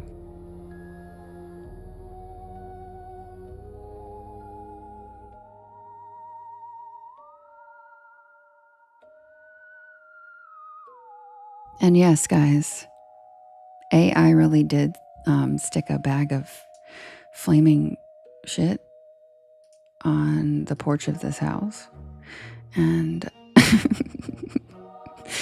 I didn't notice it until I read these stories live a couple times. And then Daniel's son, who's no longer, doesn't come in as much anymore, but he was one of my mods. And he was like, is that a flaming bag of shit on the porch? And I was like, oh my God, yeah.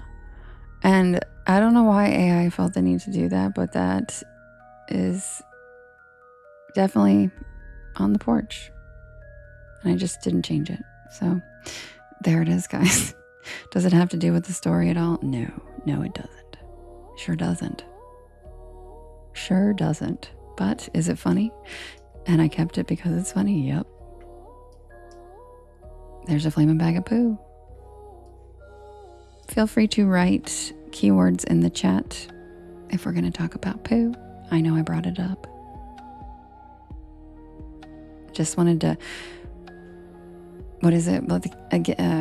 Address the elephant in the room before the chat started talking about it while I was reading. He called the shit poop.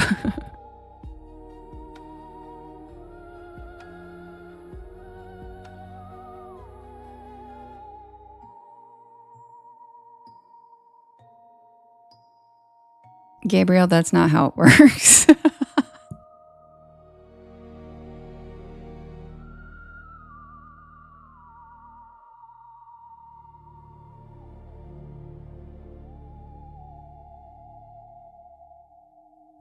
Scarlett, about the flaming bag.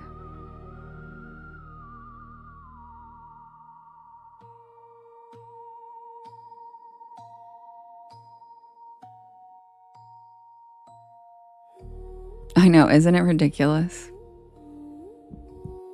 And I'm usually, my attention to detail is pretty crazy. So the fact that, because like I made these when I was like rushing to get them ready for stories, when I started doing my live readings, and I had to get like 100 backgrounds in like a week, and I had like a free AI program. I was like, shit. And so I just like, this one slipped past me and I didn't notice it. And I was like, jeez.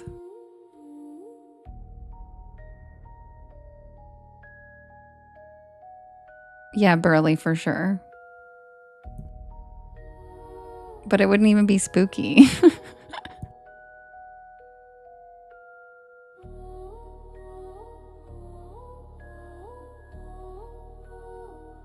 Well, actually, that's not true. One of my ancestors is a famous ghost.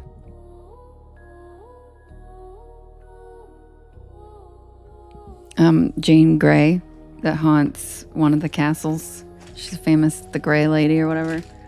That's my ancestor. So, and she's still a ghost. So she's like, what's up? I'm never going anywhere. I'm haunting this place for the rest of my life.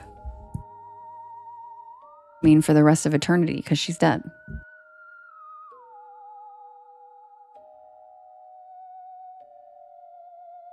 Yes, Robin, that's her, Lady Jane Grey. She's a ghost. And the family members that I had that came on the Mayflower were Greys, and they were her peeps.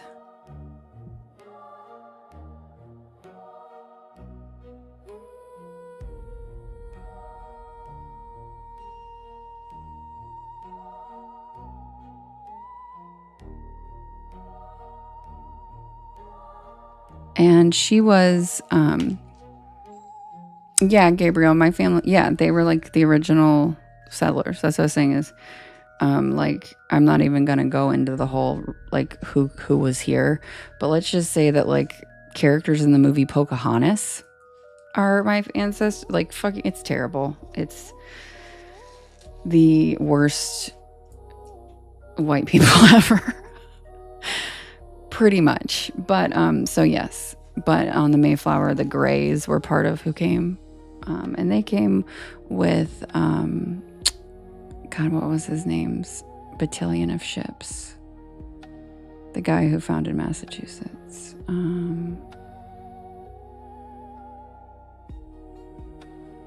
No, that's Earl Grey tea. And that's named after the Earl of Grey. That's so cool, Taryn, really? At least he bought it. Jim Boston. No, Justin. I can't think of it. It's not Rockefellers, but it's a very similar name.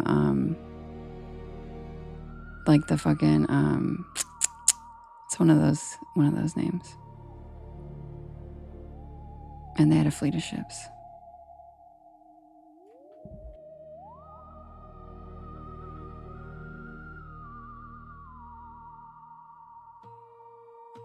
Well, if you've had it, Rachel, then why'd you ask if it was a tea?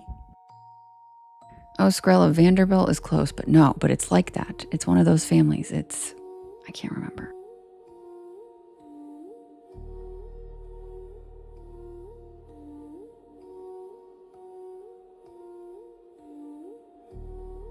No, the Hiltons don't go back that far.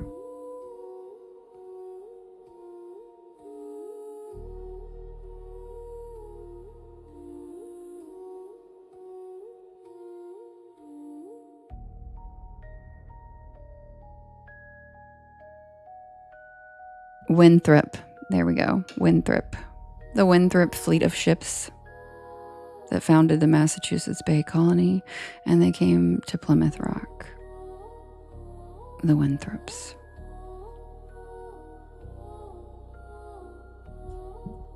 He founded Massachusetts.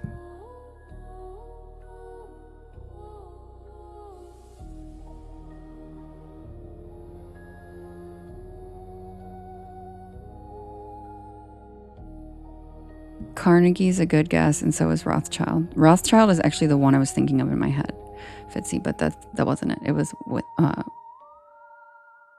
whatever I just fucking said. Winthrop.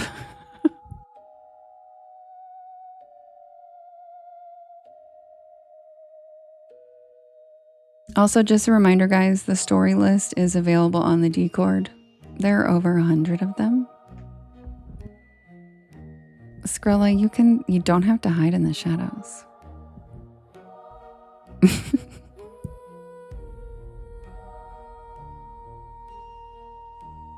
Winter, I went to journalism school.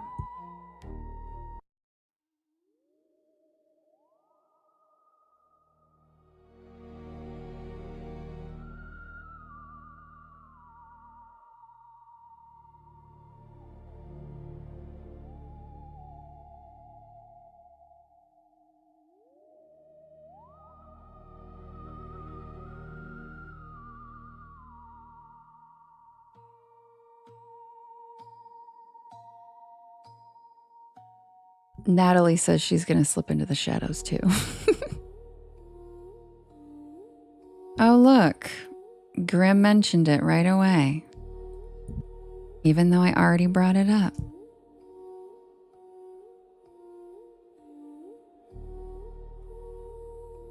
Guys, could you make sure to be extra keywordy on this story? Because I'm assuming we will have a million people coming in saying, oh my God, is that poop on the porch?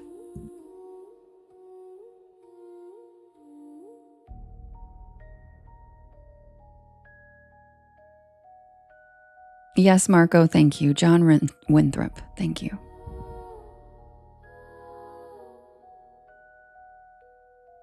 Submitted for the approval of the Porch Pal Society. This is the tale of the Carolina Creeper.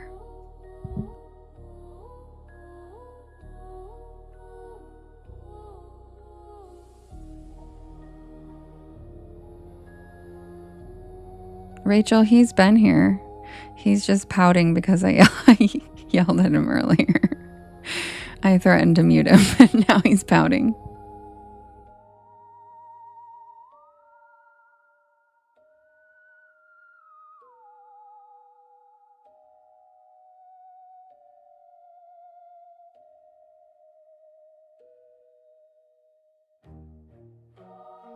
Grim says, my bad, feel free to reprimand me.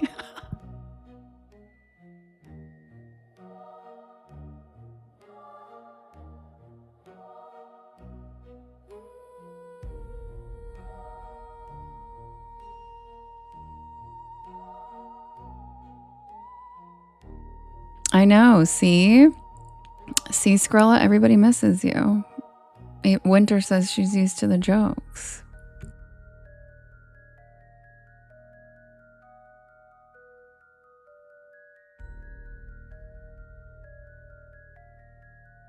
And it was only because every time I've read the fairy story, someone's turned it into a bush joke.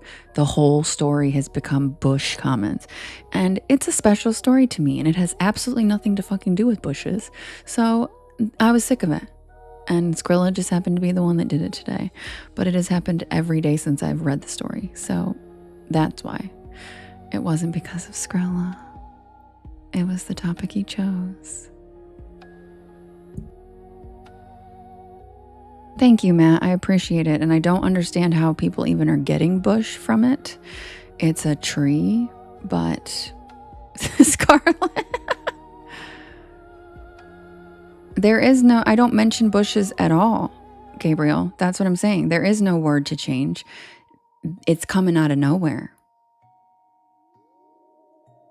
Yeah, I was going to say Skrilla's pretending to pout, but he's probably actually just like doing something else. Thank you, Fairy Witch. Exactly, Rachel. Oh my god, Matt, you found a cat? You found a cat? Holy moly.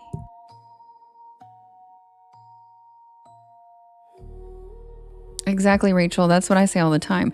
I didn't think of it either because I'm not 12 years old. And that's the thing, is not every single object on Earth is genitalia to me.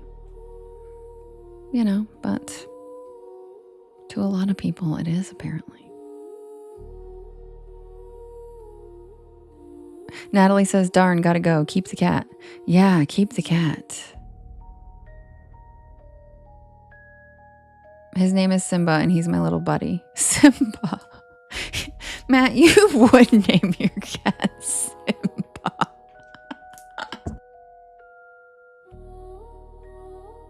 That's so cute. Oh. Yeah, Swifty. I was trying to be diplomatic, but it's always men. It's always men. You're correct.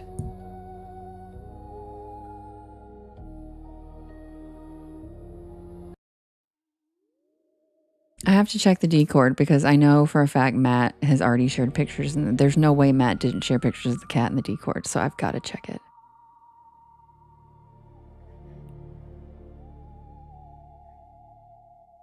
Yeah, and Deacon. Aw. That's so cute. I love it. Okay, perfect, Matt. Submitted for the approval of the Porch Pal Society. This is the tale of the Carolina Creeper.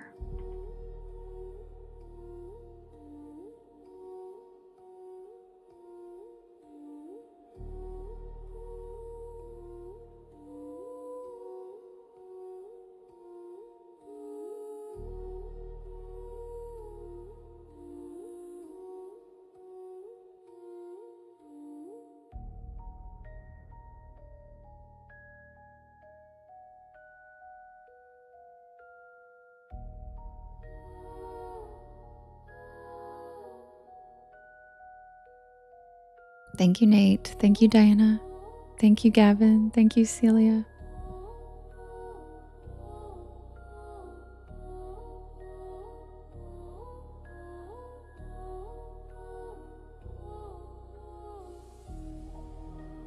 Skrilla, come back. We miss you. Thank you, Justin.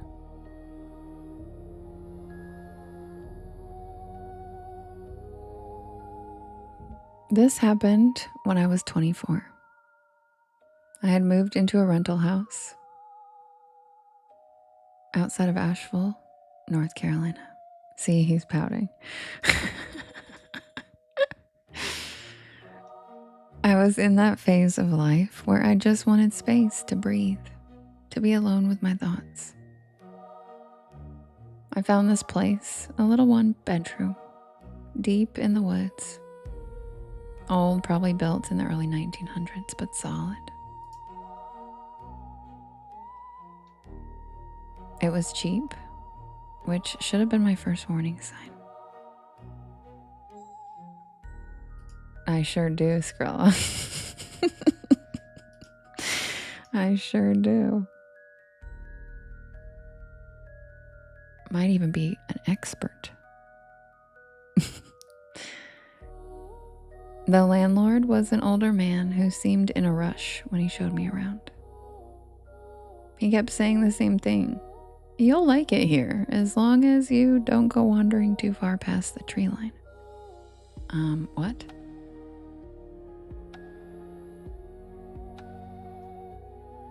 For the first few weeks, everything was fine. Peaceful, even. There was something comforting about the sound of the trees at night and the way the wind moved through them like whispers. I kept the windows open to let in the fresh air. I even got used to the occasional weird noise, branches snapping, rustling, the usual wildlife.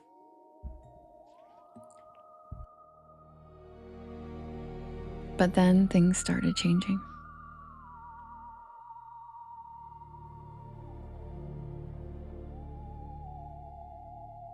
It began with small things. The first time, I was brushing my teeth when I noticed. Thank you, Nate.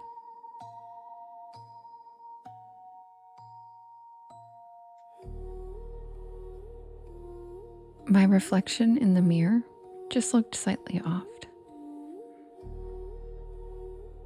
Not in an obvious way, just like my movements weren't in sync. I don't know. I told myself it was exhaustion. Nothing serious. But then I started hearing the knocking. Always at night, just past midnight. 3 slow knocks evenly spaced out, and always at the back door. I ignored it at first. There were no footprints, no signs of anyone being there. And my nearest neighbor was miles away. But it kept happening. Then the knocking changed. One night, instead of the back door, I heard it at my bedroom window. Not a regular knock, though. It was too high up. My bedroom was on the 2nd floor. I laid in bed frozen, staring at the window. But there was nothing there. Just silence and the feeling of being watched. I started keeping the curtains closed after that. There's an Appalachian superstition about keeping your drapes closed after dark. A week later, I woke up in the middle of the night to find my front door wide open. And I know I locked it. I double-checked it every night. But there it was, yawning open into the black woods beyond, the porch light barely illuminating the first few feet of trees. I stood there with my heart pounding, feeling like if I stepped outside, something would be waiting just beyond the light, just out of sight. I slammed the door quickly and I didn't sleep that night. I called the landlord the next morning, trying to sound casual, like I wasn't losing my mind, asking, if anybody had ever reported anything weird happening around here. He went quiet for a long time before telling me to just stay inside at night and don't look at it. That's all he said before hanging up. Look at what? I should have left right then. I should have packed my things and gotten out of there, but I didn't. I couldn't really afford to move anywhere else. I spent all my money on the deposit. I kept telling myself there had to be a reasonable explanation. Maybe someone was just messing with me, because I was new. But then, the worst night happened. I had fallen asleep on the couch, exhausted, feeling drained in a way that did not feel normal. Like something had been draining my energy, slowly wearing me down. When I woke up, it was pitch black. The fire in the fireplace had burned down to embers, and then I heard it. Not knocking this time, breathing, right next to me. I didn't move. I didn't even breathe for a second. Aw, Matt, that means they love you. The air felt thick, and I could feel something there, inches away. Something massive, and then it shifted and the couch sank beside me, like something heavy just sat down. That's when I ran.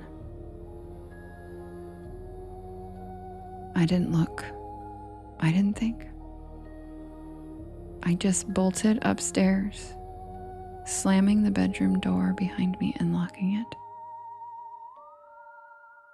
My heart was pounding so hard I thought I might pass out. Then, 3 slow knocks right outside my bedroom door. Whatever it was had followed me up to my bedroom, and fast, but it hadn't made a sound. I didn't sleep. I sat with my back against the door until the sun came up, gripping my trusty Maglite flashlight. It was the heaviest thing I could find. When I finally got the courage to check, the house was fine. Nothing was out of place, the front door was locked, and the windows were shut. But something had changed. The woods didn't feel empty anymore. I felt like something was watching me. I decided to leave that day. I packed whatever I could fit in my car and I just left. I didn't even call the landlord. I didn't want to hear what he had to say. Thank you, Kat. Thank you, Sherry. A month later, I got a call from a random number. It was the landlord's son. He told me that his father had passed away and that he was handling the rental properties. And then he asked me if I had seen it. I didn't answer. Before he hung up, he said something that still haunts me. If it's followed you, don't ever acknowledge it. I don't know what it was, and I don't want to know. But sometimes, when I'm alone at night, I still think I hear those 3 slow knocks.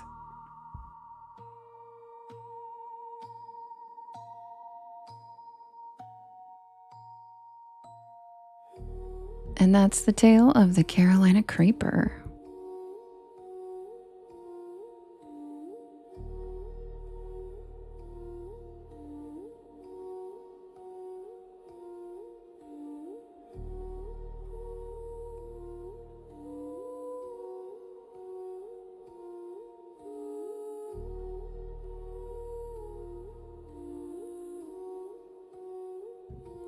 Welcome in, everybody.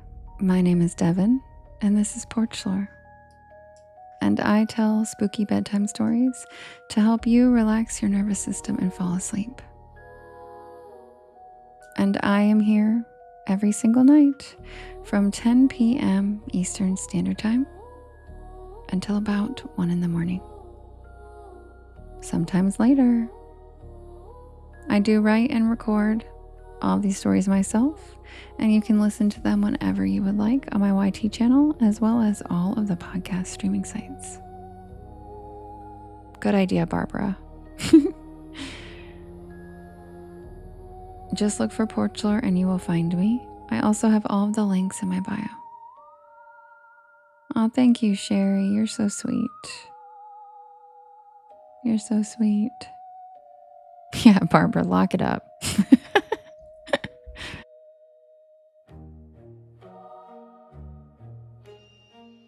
And if you guys could do me a big favor, could you hit that share arrow in the bottom right-hand corner? There's a little yellow circle with 2 arrows chasing each other that says repost. And that puts my live into your friends' FYPs, and it helps us grow this beautiful porch of ours. Also, sharing to your stories and sharing with your friends helps too. You can also unpost and repost. That just like resets the algorithm and lets them know, basically.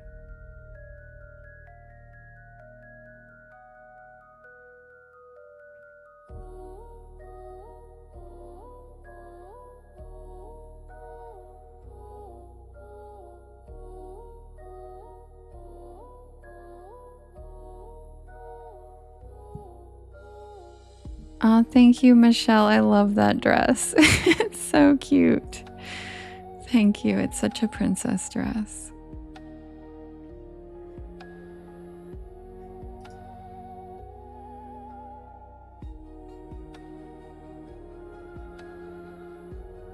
And thank you to everybody over on YT tonight, too. Love you guys. You guys are always so chill. You guys are the best.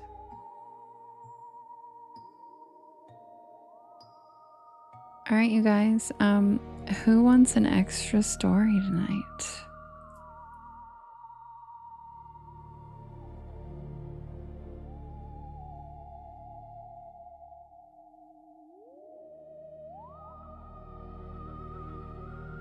I feel like we got a little sidetracked with all the questions you guys are asking me about my family tree, that I feel like we should do an extra story.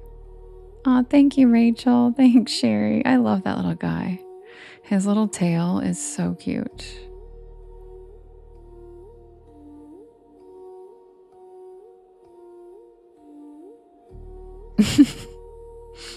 Skrilla.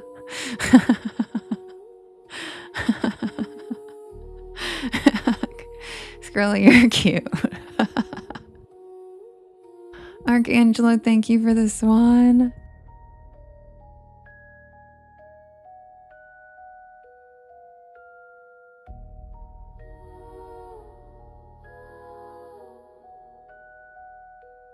Thank you, Deborah. All right, guys, I'll set up the next poll. Skrilla just went over to YT and he said, "Hi, guys, I'm new here."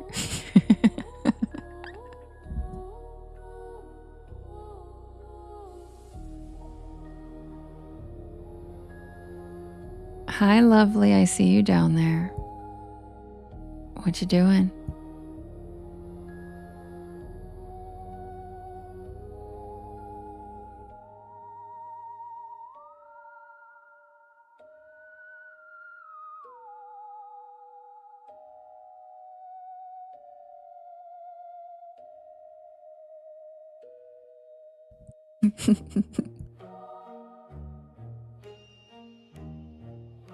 Lindsay's laughing.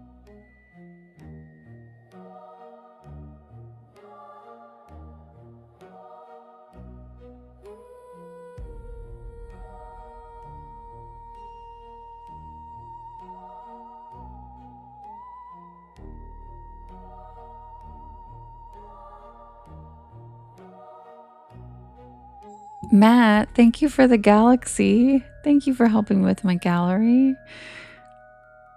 Tell Simba I said meow, meow.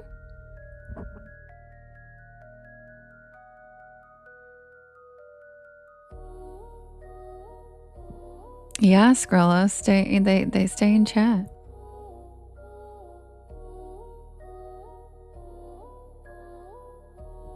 Possum, where are you? Where's Bud? Where's Songbird? Where's Heather and Cassie?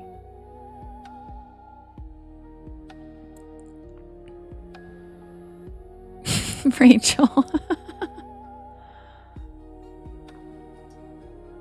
Skrilla. No, they don't. What do you mean? Oh, look at Rich. He said, "This is Rich on my wife's premium account." I love you, Rich. Yeah, see, Rich says, "No, we hate Travis. They love you." See, look, Lindsay says, "We love you." Hi, Katya. Yes, Dear Woman is a thing. Ambular, I haven't.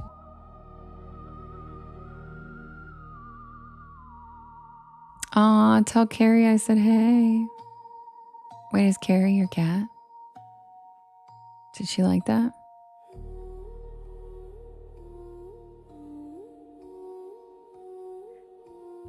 I know, Winter. I don't have a premium account either. Gabriel said Skrilla and I were married briefly in the 80s.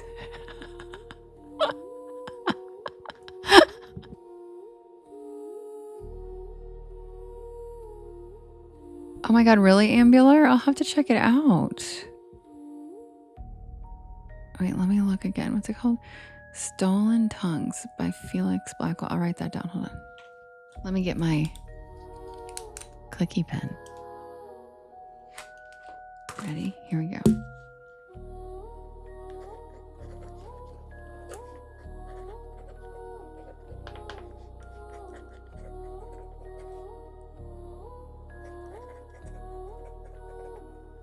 Okay.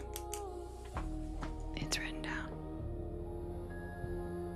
All right, guys, I'm going to set up the poll for the extra story. Be right back.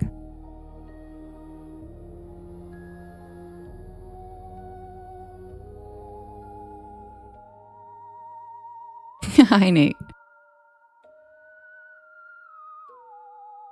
His toe bean pics on Only Cats. That is the cutest shit I've ever heard, Rachel. Rachel said, Merlin needs his treat fund added to, or else he'll have to sell his toe bean pics on Only Cats. His toe beans.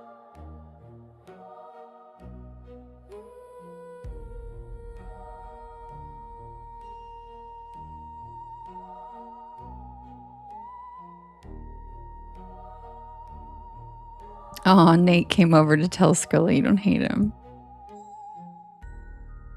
You are, Jessica. I'm just setting up the poll for us to vote for the next story.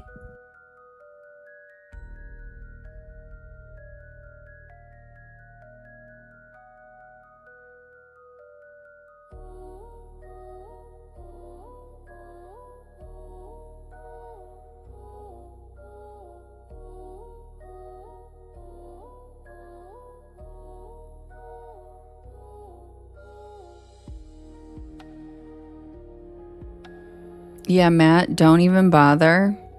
Gabriel's correct. They will use nothing you buy them in terms of a bed, a chair, a couch, anything. Okay, I bought Merlin 3 beds like over the summer, trying desperately to get him to have a bed to prop himself up on because he likes to lay like a little man with his elbow leaned against the windowsill. So I thought it'd be nice for him to have a squishy bed. He will not touch it. Stopped laying on my bed until I removed it, and then proceeded to adopt my makeup bag. He's obsessed with laying on my makeup bag. It must prop him up just right, but that's what he likes. And so cats will literally choose a cardboard box over a $100 cat bed. Yep, they love cardboard boxes, my God, and paper bags. So, yep, everybody says find an empty box, Matt. So, Matt, don't even bother. Yeah, well, the scratching tower, that's a good idea. They do need something to scratch their nails on, and they will use that.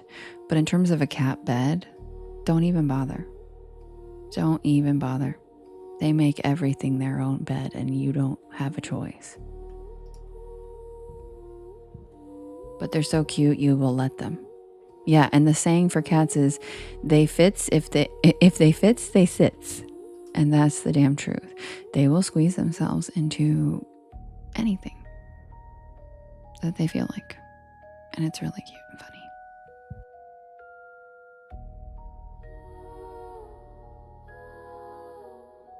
Yeah, see, Scarlett said, Haint is obsessed with my makeup chair, which wasn't cheap. And do you scratch it up? Because Merlin became obsessed with this extremely nice 100% cotton blanket that I had. He sure did just snag the shit out of that with his little biscuit making hand paws. And it's now his blanket. I ordered another one for myself, and I hide it from him.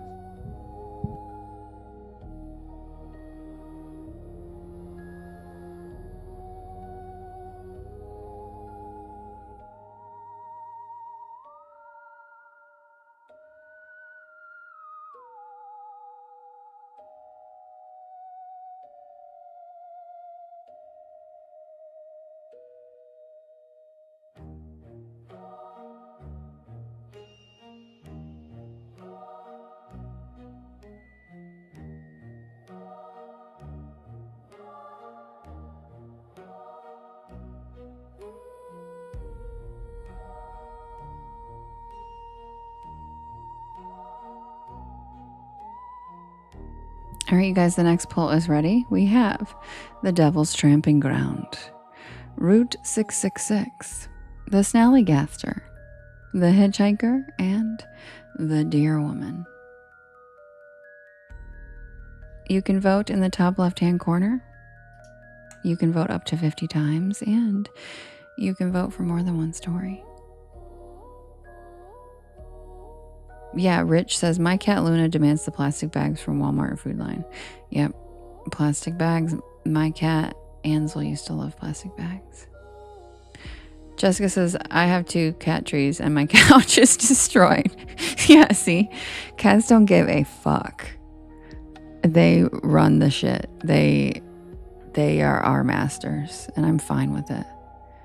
Merlin has me wrapped around his chubby, short little paw. Yeah, a cat knows a good bag when they see one. Megan said, all my furniture is destroyed by my cat. Good night, Cody. Sweet dreams. Yeah, and they are liquid. Cats fit into everything like liquid. It's very strange. If they can fit their head in, they can fit anything, the rest of their body. Skrilla, that might be. Skrilla says that must be why they say the cat's out of the bag. I don't really know why that saying is, but probably because people used to put cats in bags and throw them in the river.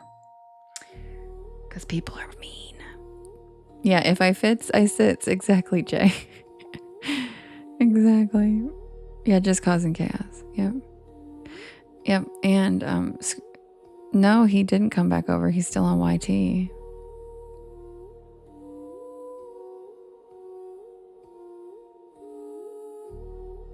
Matt said, oh no, Matt, listen, I am like a cat whisperer. Trust me, ask people. I talk to their cats through the mic, and their cats respond. So trust me. I have a thing with animals, but I especially have a thing with cats. So any questions you have or any behaviors you don't understand, if this is your first cat ever, holy fucking shit. And I can't wait to tell you all about it. Cats are amazing. And the clawing he's doing in your lap, we call that making biscuits. He's a little baker and he likes to knead the bread. And they do that. You want to know why? It'll make you go, oh, because that's what they would do to their mommy on her belly to push milk out. They would knead her tummy to get food, and it's how they show love. It's linked to them being really happy and loving you like their mom. So the kneading is because they love you and they're really happy. Yeah. Yes, Barbara. That's exactly why they do that. Yes. Yep. Because they imprint and they think, you're my mommy now.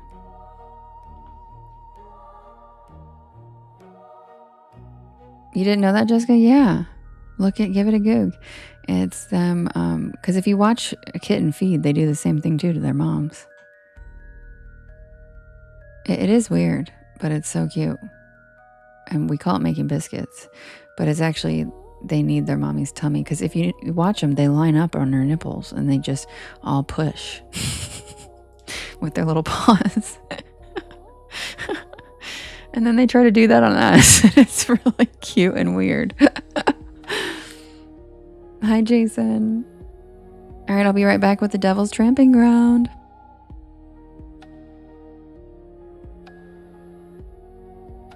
Exactly, Winter. They never grew out of it, and it's the most adorable thing.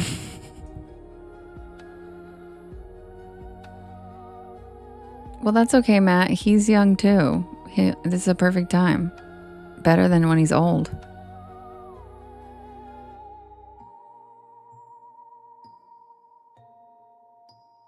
And yes, Andrew's correct. When they rub their faces on you, like Merlin always does in my lives, it's because they're marking you as theirs.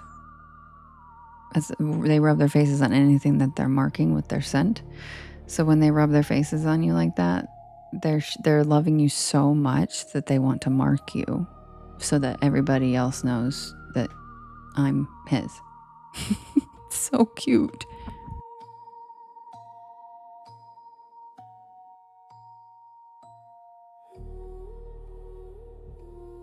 Skrilla said, "It's okay. Don't even bother. They hate me there. I will set up a tent here." And Nate said, "It's weird over here." And then Rich said, "I tried to vote for 666, but I didn't have enough." Roblox, go to sleep. Go to bed. Yeah, he said tent. He said he's setting up a tent over there. I know. Rachel said he's so dramatic. I know. I know.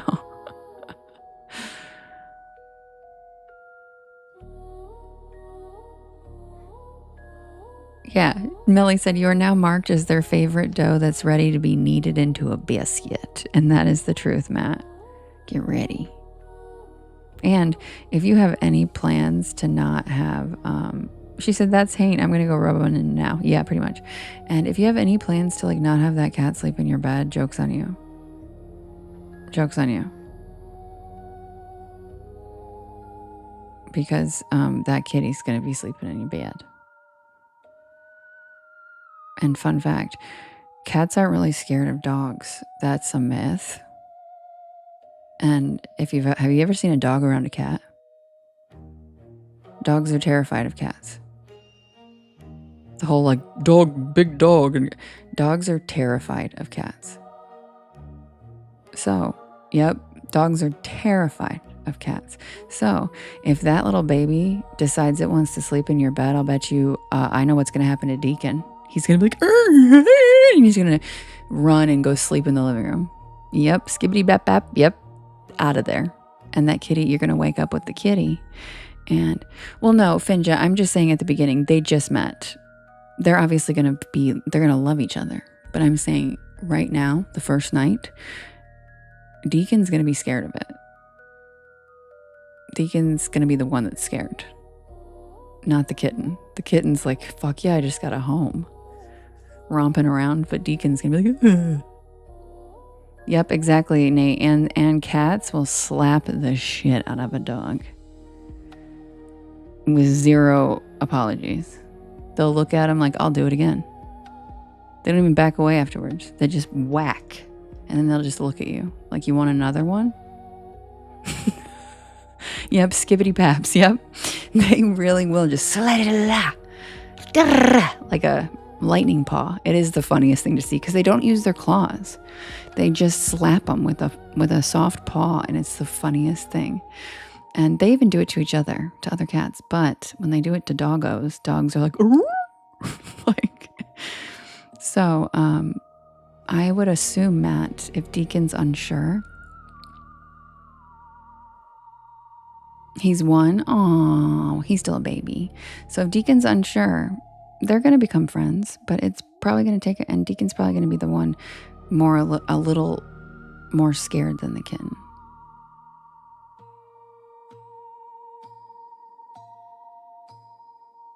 But it's also how kitties show boundaries. If the dog nips his butt, the cat's like, whack! And the dog doesn't do that again.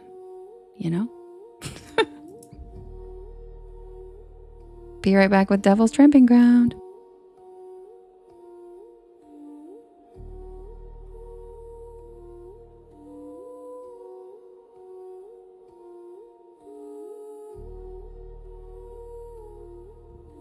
That's amazing, Matt. I'm so excited.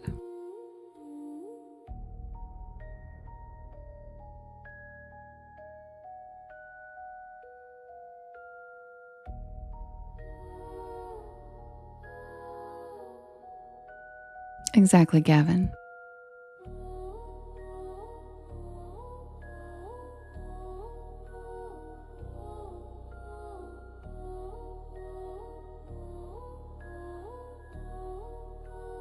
Nate.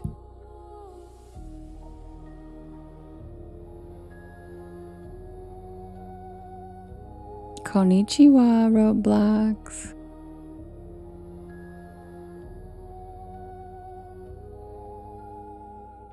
Oh, guys, Skrilla's back on TT. He's just lurking. He's in here.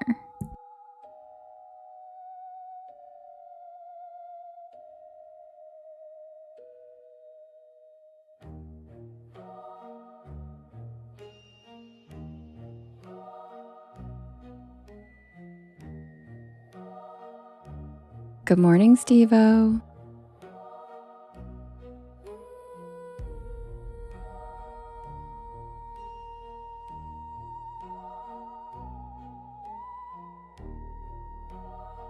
Oh, he never left. He's double dipping. That makes me want Oreos.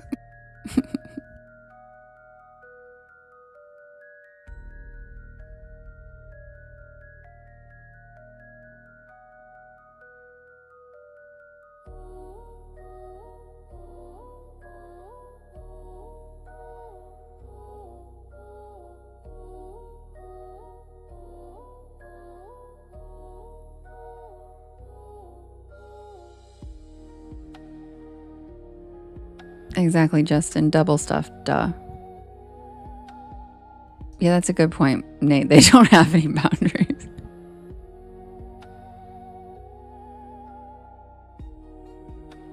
I haven't had Oreos in a long time, and for some reason they just all of a sudden sounded good.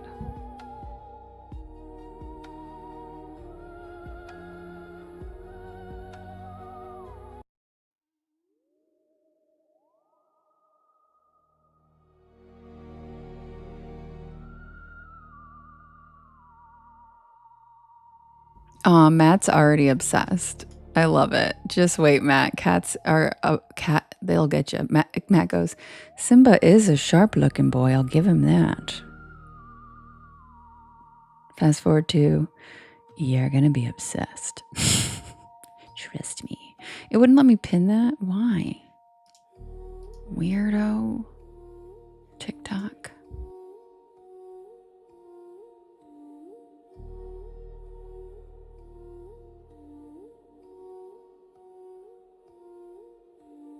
Submitted for the approval of the Porch Palace Society. This is the tale of the Devil's Tramping Ground.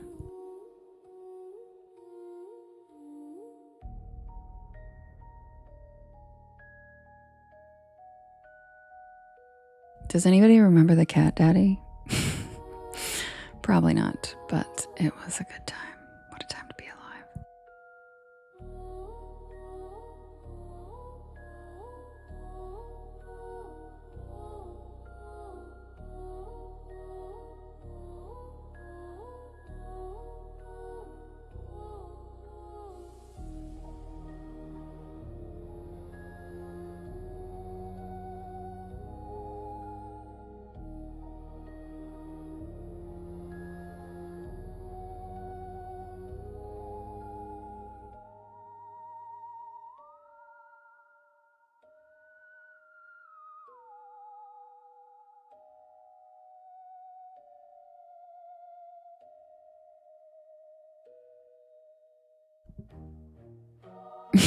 He's like Jesus to your mom. I love that. Yes, Brooksy. Exactly. Yes. Yes. Some places whisper their strangeness, and others wear it openly, daring you to come closer to test the truth of their legends. I had heard of one such place my entire life.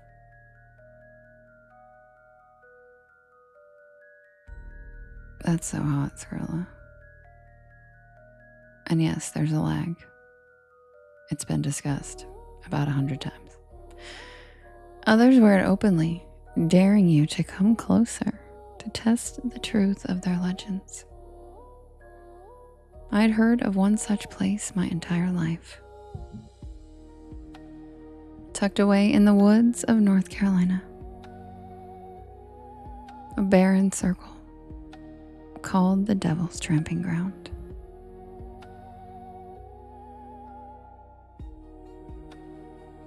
Yes, I know, Justin, he doesn't. It's not much to look at. Just a patch of earth about 40 feet across, where no grass grows, no flowers bloom, no trees dare to take root. That's right, Pooh. But the stories woven around it go back centuries.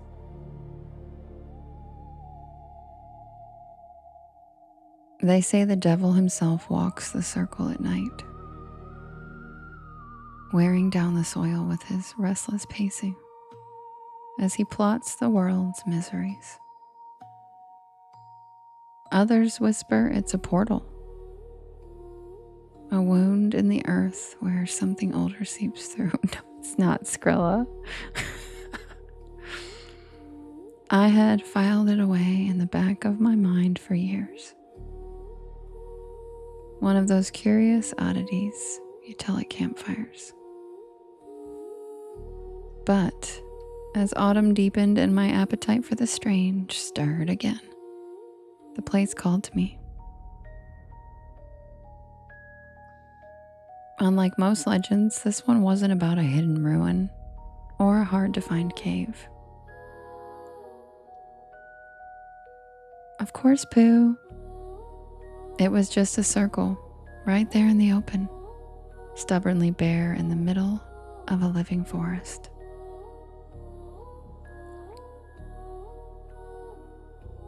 I packed my gear and I drove south, and I set my course for the woods near Bear Creek, North Carolina, where the locals said the circle still waited. Nope, Matt, he's still nocturnal for a while. He'll adjust to your sleep pattern, but they're nocturnal naturally, so he'll just be zooming around and knocking everything off the shelves and just fucking playing with feathers and pencils. And the road wound narrower the closer I got. Asphalt giving way to gravel, then to dirt packed hard by decades of tires.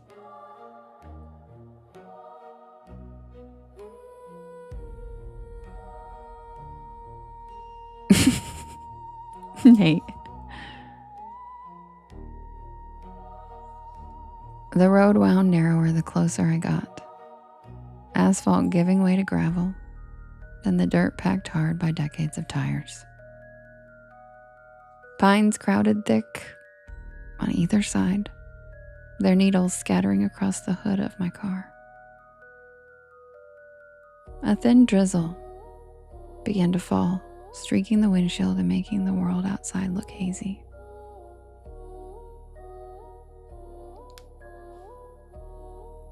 I parked at the edge of a clearing, killed the engine, and I listened.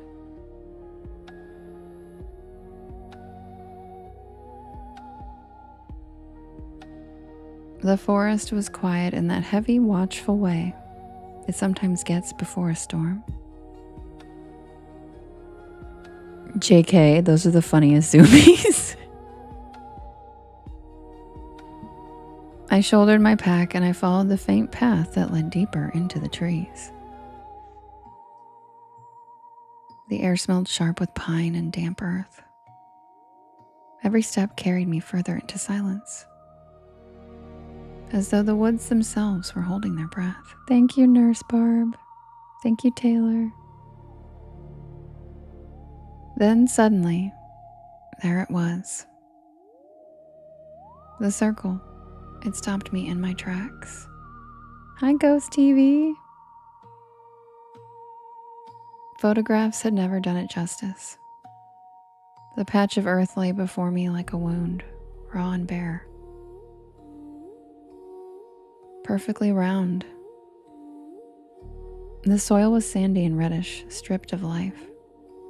Around its edge, the forest pressed thick, trees growing right up to the boundary, but not one root dared to trespass. And the strangest part, it radiated absence. I can't really explain it better than that. It wasn't just that nothing grew there. It was that the circle seemed to resist everything. No birds flew overhead, no insects buzzed through it. The air inside it felt weird. I dropped my pack at the edge, crouched, and I ran my fingers through the soil.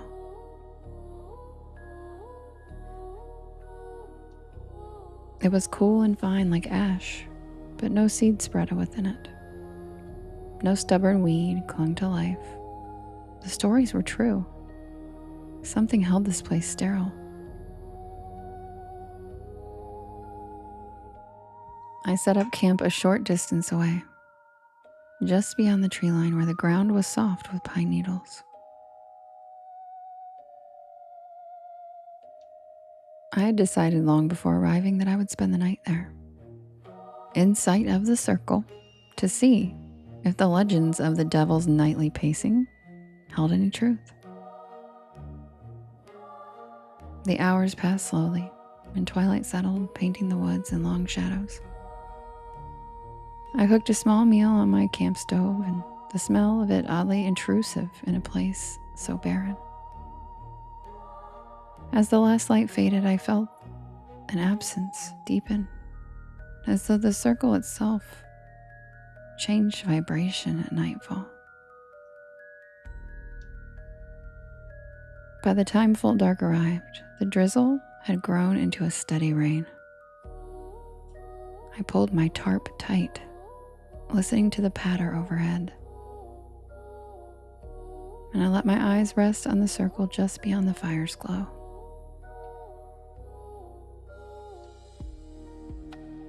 The local Chatham County people had long whispered that the circle was cursed, though the exact origin shifted with each telling. Some said a great battle had been fought there centuries ago, and the blood of warriors soaked the soil until nothing would grow. Others said it was a place where witches gathered. Thank you, Nate. The Abenaki had their own stories of fire spirits, beings who came from the stars, leaving behind burned patches of earth. But the most common story, the one that earned its name, thank you, Sherry, I love that guy, was that the devil himself came here at night. That he walked the circle endlessly, trampling away any green shoot that dared emerge, plotting humanity's downfall. I didn't believe that, not literally at least. But I believed in places with power, places where something happened so intense and so strange that it warped the energy of the land itself. And as midnight drew near, I began to wonder if maybe I had underestimated this one. Then the rain stopped abruptly, like a switch had been thrown, and the forest went deathly still. I leaned forward, every nerve on alert. And then I heard it. Footsteps. Slow, deliberate, steady. They weren't in the woods, they were in the circle.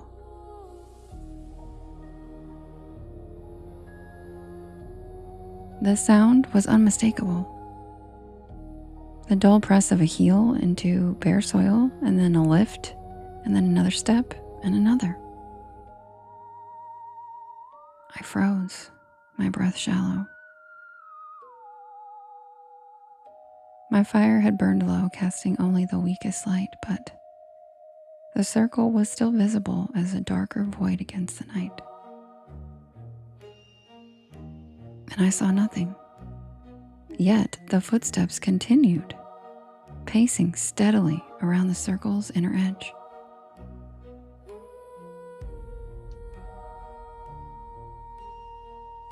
My heart hammered. I wanted to speak.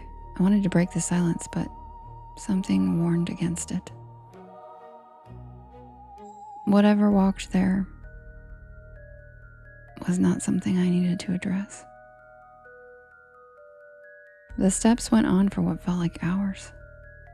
At times they quickened, a restless trot. Other times they slowed until I thought they had stopped entirely, only for the sound to resume again. Then came the worst part. The steps began to drift out closer, towards the edge of the circle. I couldn't see anything, but I could clearly hear it. It sounded closer. The soil shifting. When the last step landed, silence followed. I don't know what I expected. A flash of lightning, a form to reveal itself. But the air in the circle just collapsed. That's the only way I can really describe it. And then I saw the glow. It started as the faintest shimmer. Then it thickened, coiling upward from the soil, pale and colorless, yet searing against the blackness. It twisted into a column that stretched higher than the treetops. And within it, I thought I saw shapes. I stumbled back, my boots sinking in the mud, every instinct screaming to run. But I was caught, I was pinned, mesmerized by that glow. The sound came next. Not footprints this time, but a voice. It was low and rumbling like stone, splitting under pressure.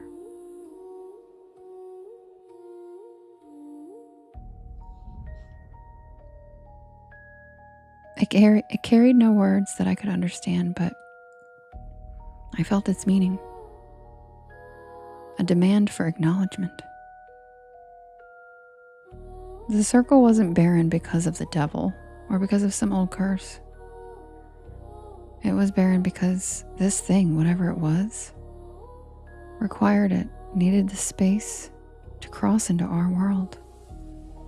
It was a portal, and it wanted me to know that. The glow remained for a few moments more and then flickered and collapsed, leaving only darkness. And the footsteps never returned. I didn't sleep that night, and at the first sight of dawn, I tore down camp and I fled. My boots never once crossing the boundary of that circle. Now, even months later, I can still feel that presence sometimes. People like to tell stories about the Devil's Tramping Ground because the name is easy and because it makes for a neat warning. But I know that whatever walks that circle isn't the devil. It's something much older. And it's still pacing, waiting, wearing down the soil night after night, waiting for someone foolish enough to step inside.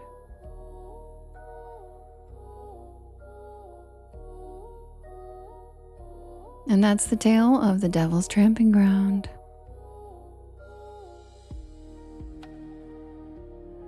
And get ready for the Sycamore Diner.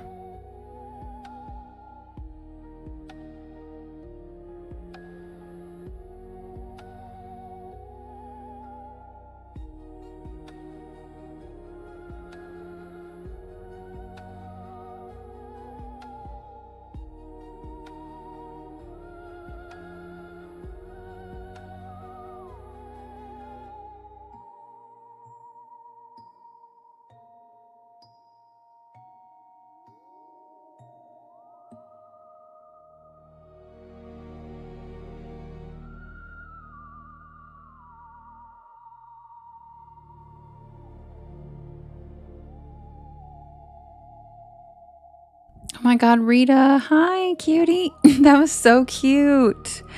I've never seen that one. Rita, thanks. Hi, love bug. How's my little peanut? How's my potato? How you doing? I miss you. How you doing, Rita? Hi, Royal News. How are you? Welcome in. Yes, Fairy Witch. Sand winches.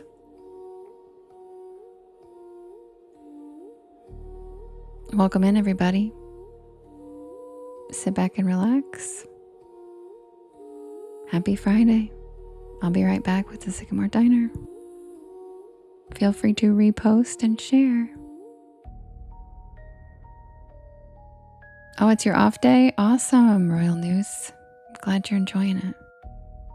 I'm glad you're doing better, Rita. I'm good. I've missed you. Oh, thank you for the beautiful dress. I love that dress. But the giraffe was so cute.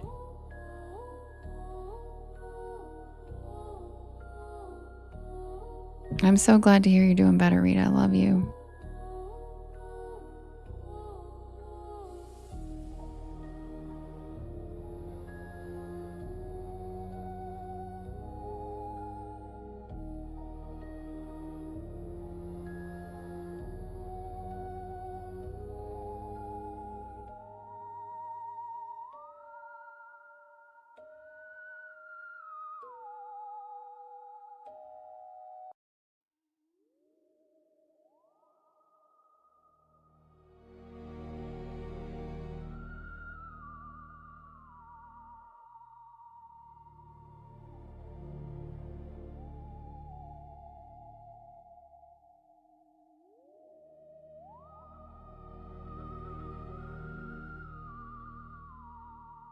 Thanks for the heart me, Royal News.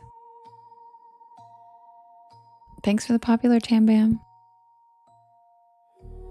Submitted for the approval of the Porch Pal Society.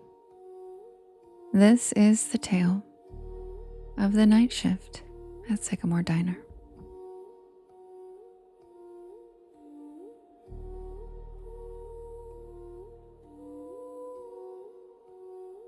Oh my God, he's so cute. He winks and his little ears twitch. Thank you, Rita. Simba's first grilled cheese. I love that. Hi, Thomas. How are you?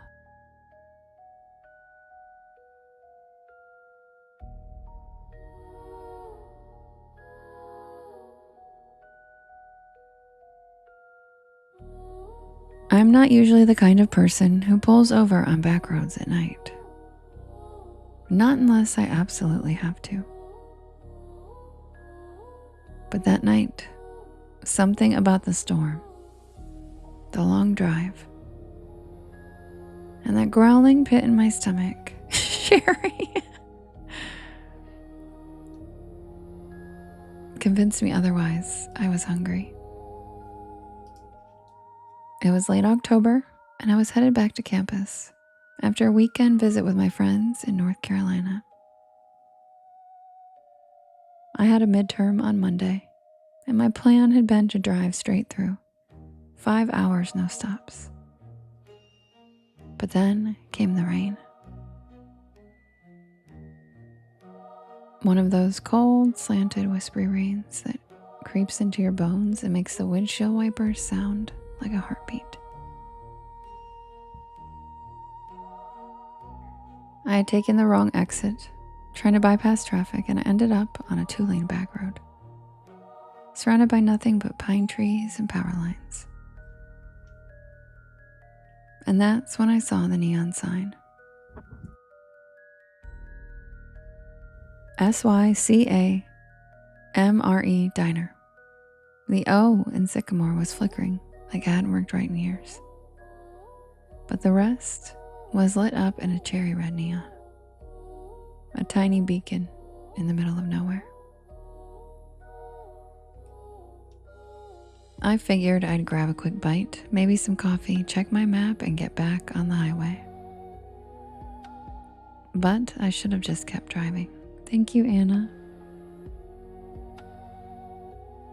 I should have known something was off the second I stepped inside. The bell over the door jingled, but not like a normal bell.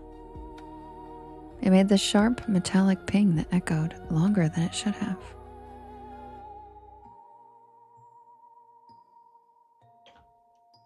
The air inside was warm, almost too warm. and it smelled like grilled onions and pancake syrup. The place looked like it had been yanked straight from 1957. Checkerboard floor, red vinyl booths, a long counter with spinning stools, even a jukebox in the corner that looked like it hadn't worked in decades.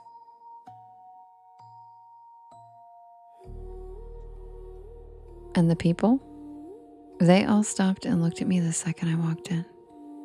Not in a rude way, just quiet. Like they weren't expecting me. Like I'd walked into the middle of a sentence that no one wanted to finish.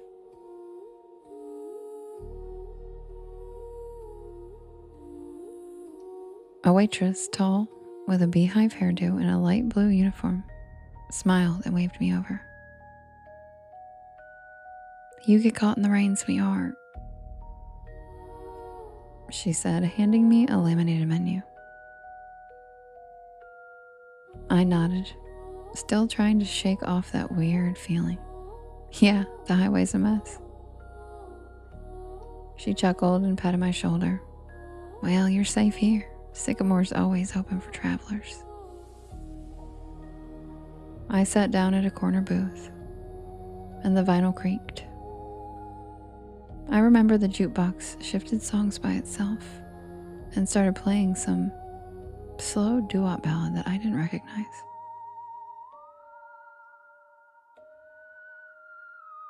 I looked around and everyone looked normal, sort of. There was a trucker with a thick gray beard drinking coffee at the counter. A young couple whispering to each other in a booth by the jukebox. And an older woman stirring tea like she was lost in thought. But they all had the same look in their eyes.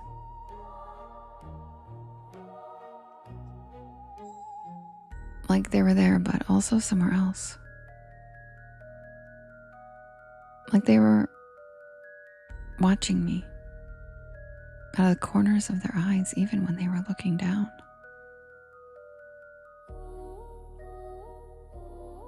The waitress came back with coffee, strong, hot, and surprisingly good.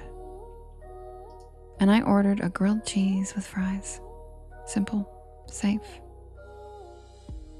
She wrote it down with one of those cookie pens and said, "Don't worry, it's in the house tonight." And that was my second red flag. No diner just gives food away. While I waited, I took out my phone to check the map.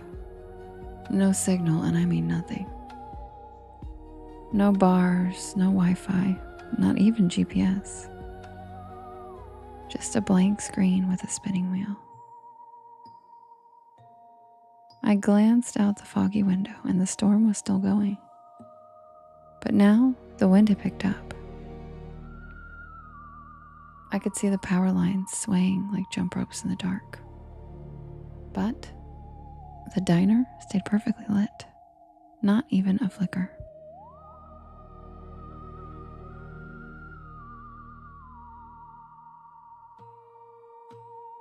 The food came fast, too fast, like under 5 minutes, but it looked amazing.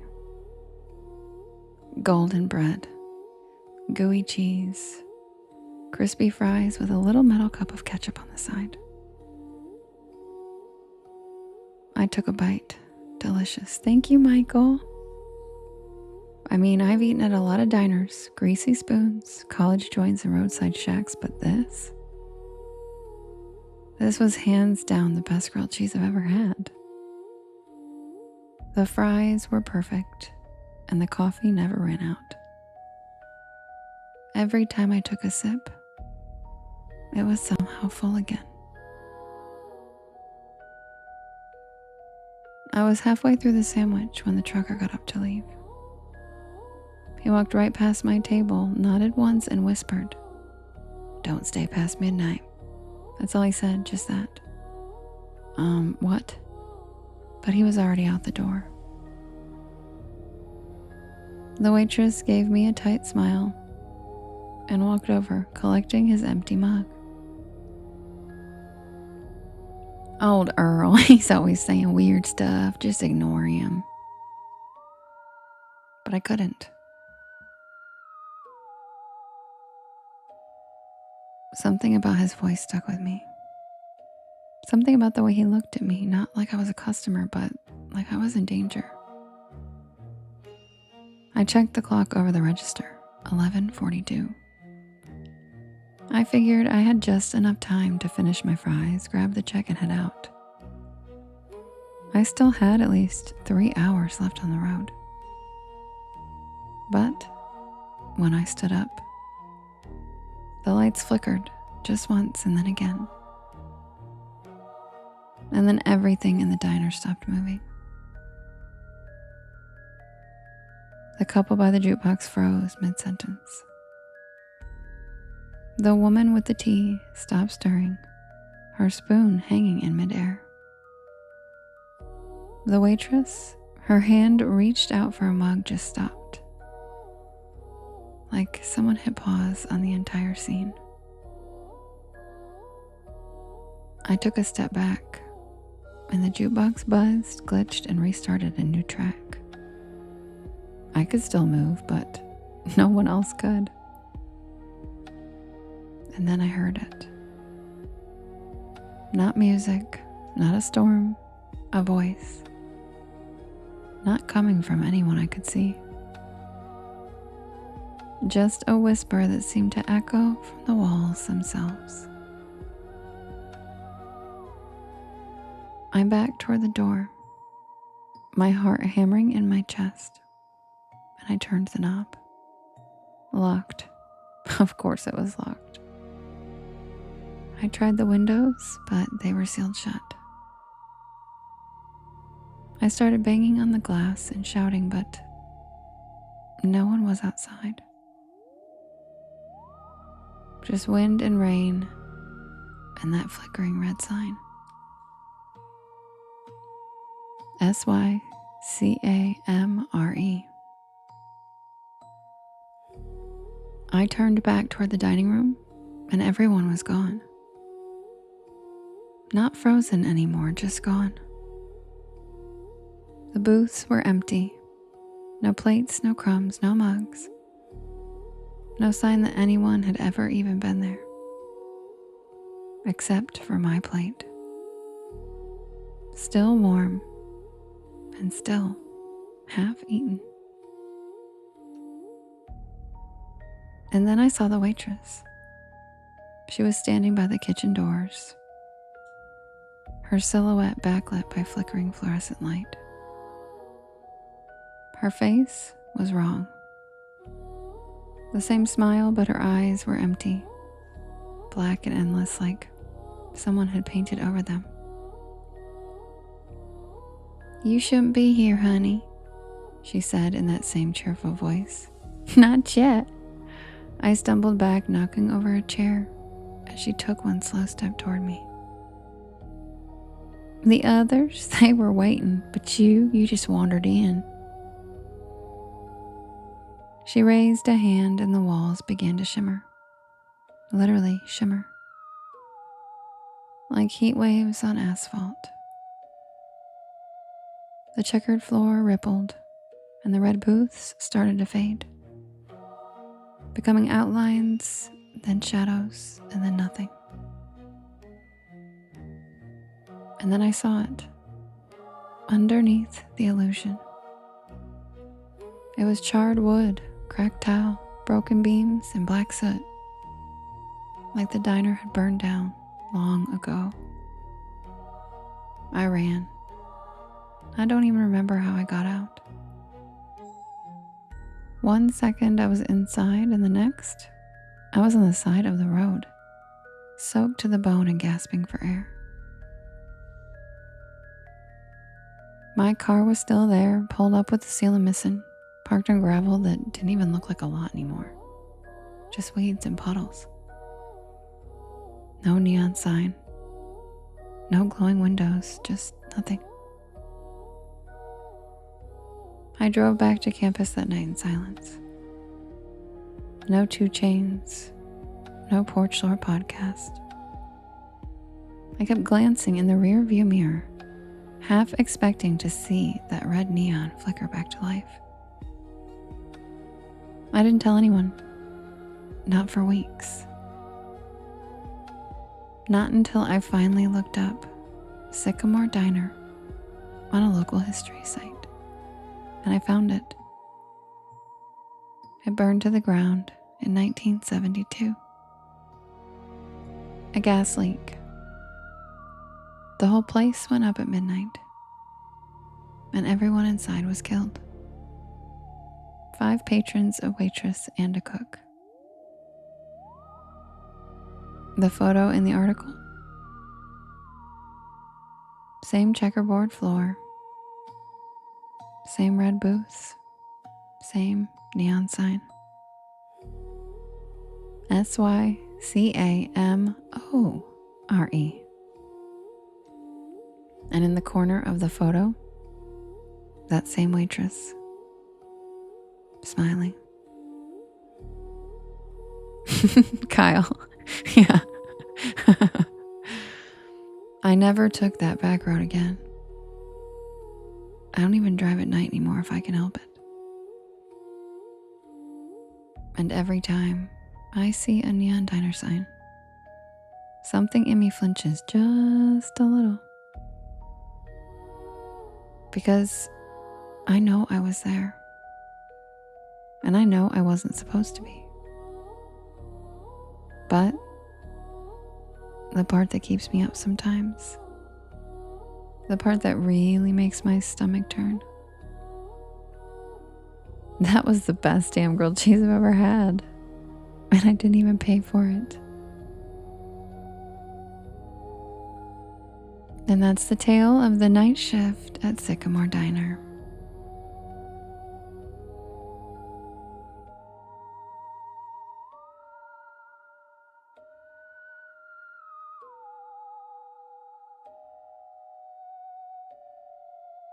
Thank you for spending your Friday evening with me, Porch Pals. I love you guys so much. I will see you tomorrow, same time, same place.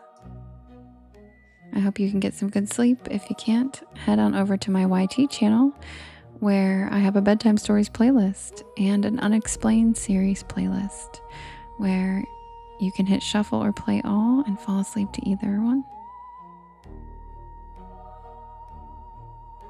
Also, I'm premiering a new story on Monday at 7 p.m. Eastern Standard Time live on my YT, so don't forget to join us if you'd like. Thank you, CSS. And if you had fun tonight, don't forget to follow me, so if you fall off the porch, you can find us again. Blonde Barbie, thank you for the follow. Welcome to the porch. And yep, I love you guys so much. I'll see you again tomorrow, 10 p.m. Eastern Standard Time. And don't forget, stay spooky.